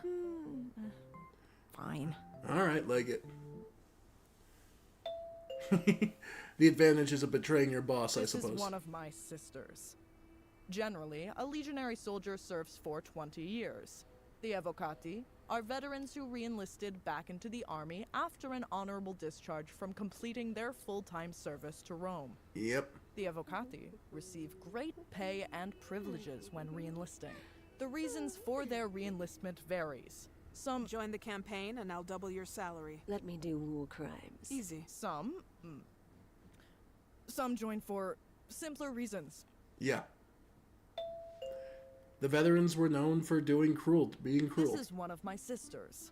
She is Welites. She's the youngest of the Legion. The role of the Welites is to harass the enemy with their javelins, perform reconnaissance if needed, and sometimes to act as screens for our formations to detect enemy ambushes. However, due to their light or lack of armor, the most they can do is skirmish and run back to our infantry. Naturally. I'm just light infantry. Go away. They're usually equipped with javelins, a small shield called a parma, and a distinct wolf hood. I have done wolf hat. The Welites are mostly made up of the youngest soldiers who couldn't afford their own equipment. Yep, you heard me, afford. Back in my day, way before the Marian reforms, you had to buy the equipment yourself. Gods, I'm old. I'm always happy to help. Thanks, kid. Yeah. 我大宝船提督郑和西征归来，看呐，西方最大的宝藏！一只麒麟。 7 Voyages of Zheng He. Zheng He was a Chinese explorer and admiral of the early Ming Dynasty. In one of the return voyages to the capital, he brought a giraffe to the court, but the Chinese believed the giraffe was a qing. The qing was a mythical creature that only appeared to mark the arrival of a great emperor, which worked in favor of the emperor. Lended him some legitimate. New foreign legion. She puts up a real fight. Oh, how cute. Wait, no, she bites. Gurkhas, or Gorkhas, as the Nepalese were the Nepalese soldiers. During the war in Nepal in 1814, the British failed to annex Nepal, but the army officers were impressed by the tenacity of the Gurkha soldiers and sought to incorporate them into the army. The kukri, or kukuri, as the traditional Gurkha short sword, usually meant to chop pretty close. That's a weird-looking lunch. Oh, this ain't mine. I traded with some Japanese fella. Lucky them. I got Krispy Kreme. Oh, bollocks.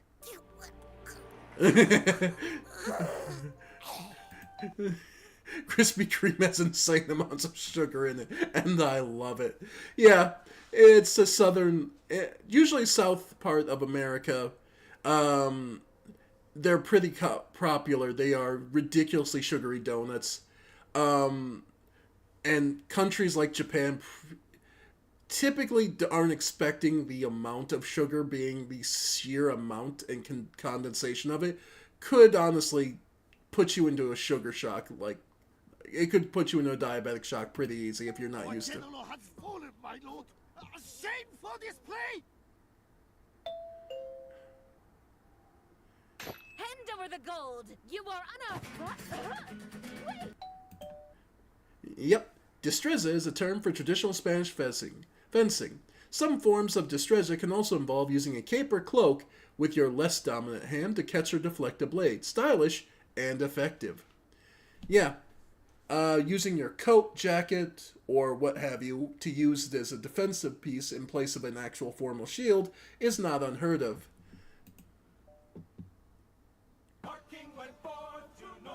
Why, yes, I'm an English longbowman.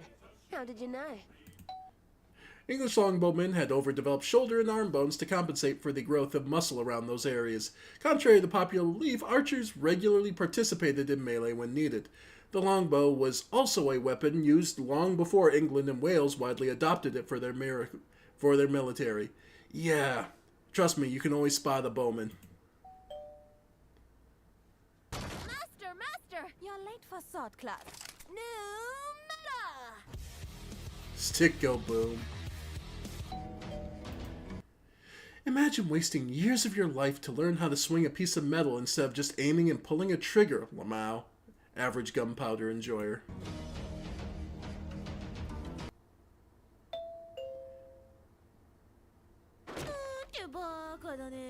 My katana was forged with the best Nippon steel. Folded over 1 million times, it can cut through your feeble barbaric plank that you call a shield like tofu. Speaking of tofu, tofu makes a great addition to miso soup. You can easily prepare miso soup in 15 minutes with some miso paste into whole. The weeb. The obnoxious weeb no one likes. Water to get the clumps out and then dissolve. Next, add green onion nori and chopped tofu into the broth and let it boil for a few.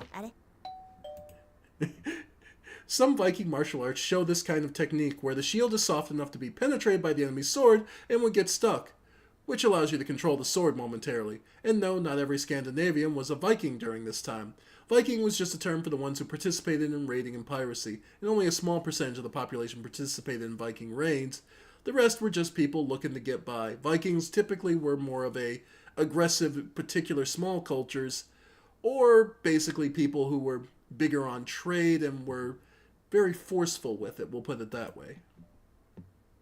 Never should have come here. I'll have you know that I graduated top of my class in Himeji Castle, and I've been involved in numerous secret raids on Korea, and I have over 300 confirmed kills. I'm the top archer in the entire shogunate. You are nothing to me but just another target, just like karage. By the way, did you know that karage is super easy to cook? All you need is some chopped chicken thighs and a marinade, which includes chopped ginger, soy sauce, sesame oil, white sugar, and... Yeah, funny thing. The Viking longship was revolutionary during its time. It was long and narrow, which allowed it to easily sail through rivers that had the ability to cross deep waters.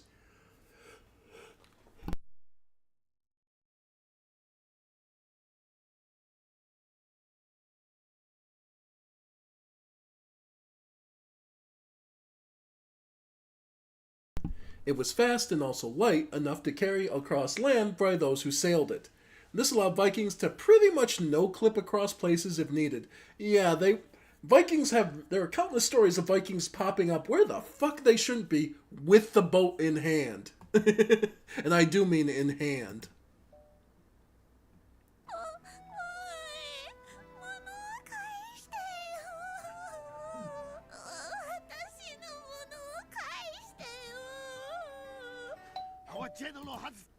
Vikings were interested in trading as much as raiding, even if that meant selling what they were stole. Yeah. This is a black day. Pretty much, it was. My revenge on Rome is guaranteed with my secret weapon of imported war elephants. Rome will fall. Your argument is trash, and your intel is trash. Kiss. No fucking way! I'm just out of curiosity, which version are they using? Okay. Symphony number... Okay, I was curious which version they were using. Hannibal had trained war elephants, he marched along with his army in the famous crossing of the Alps in northern Italy. Yeah, they were leaked via Discord. No, they weren't, but they saw him coming, and it didn't work out for him. First time in Egypt? When in Rome, do as Romans do. So, why not do as we do since you're in Egypt? Not if you become Rome. Meow. Egypt was conquered by the Romans during the last war of the Roman Republic, the War of Actium. The province of Egypt was a major producer of grain for the empire. The province of Egypt was a major producer of grain for the empire and had a highly developed urban economy, with the city of Alexandria being the largest port and second largest city in the Roman Empire. So, yeah. I mean, that was the thing. Egypt was successful. It was, even after the fall of the famous Egyptian empires, Egyptian kingdoms, it just, it was never unsuccessful. It just wasn't the center of the world at the time. They're in the trees. They're in the goddamn trees! Well, yeah. It makes ambushing easier. バカな外人め。西洋の武器は必要ない。私たち武士は刀に名誉を持っている。The image were often sold that Japanese samurais would favor the sword over, anything else, because that's where their honor was.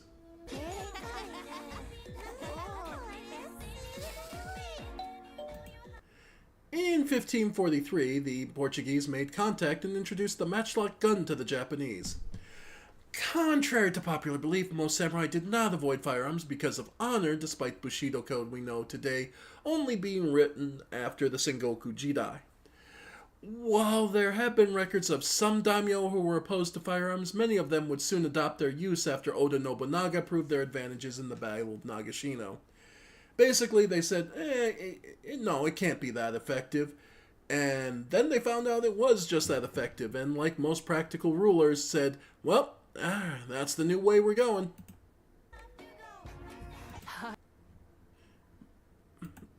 What's the song? Tokyo Drift. Oh god, Tokyo Drift. Okay. You, Lila. 이번 주 세 번째네요. おはようございます。キラキラ。死ね死ね。 I can hear the voice actor laughing. They can't say it without a laugh. The Woko were pirates of Japanese origin. As a result of the Mongol invasion of Japan in the 13th century, Chinese and Korean coastal defenses declined in the Kyushu region of Japan, and surrounding islands experienced extreme poverty and famine. The devastation of the invasion led to peasants and masterless samurai to loot the coasts of China and Korea. As with most pirate entities, the Woko included not just Japanese within their ranks, but eventually Chinese and Koreans as well. Because pirates don't care so long as they have bodies to keep raiding and taking.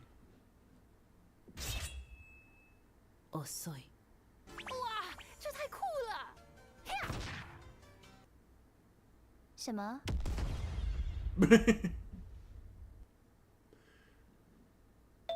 The idea of just, cut someone and they explode. By the way, I've always wondered. This is probably my favorite of these comics. And I just want to put that out there right now, that I've been watching these with you guys because I've been waiting to get to this one comic. Because these have been memes, laughter, all these interesting things. And these help build up a character. This is the moment and then this is the moment where this characterization hits so hard. By the way, I've always wondered. You see them too, don't you? All the sins you've made, the lives you took, their cries for revenge.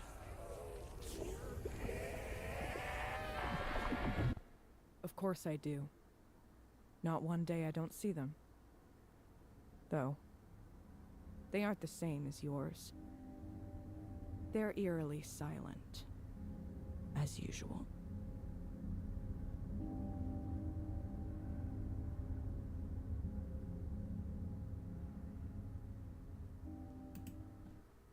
That is what's pitch perfect. Both of them see the manifestation of their crimes, their sins, the people they've wronged. And the two worldly difference of the interpretations. One being that they see them as vengeful spirits come to grasp and take away anything they can from them. And another simply sees them as quiet soldiers eager to kill back into the hell that is war, all on her command again.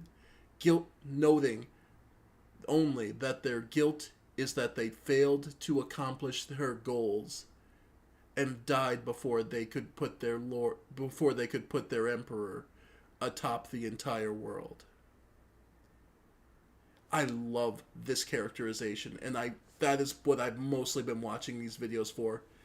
There's still 40 more, but we'll have to watch those another day, because frankly, I'm getting hungry. So we're going to cut it here, and I'll see you all next time on something else. Bye for now, folks. Bye for now.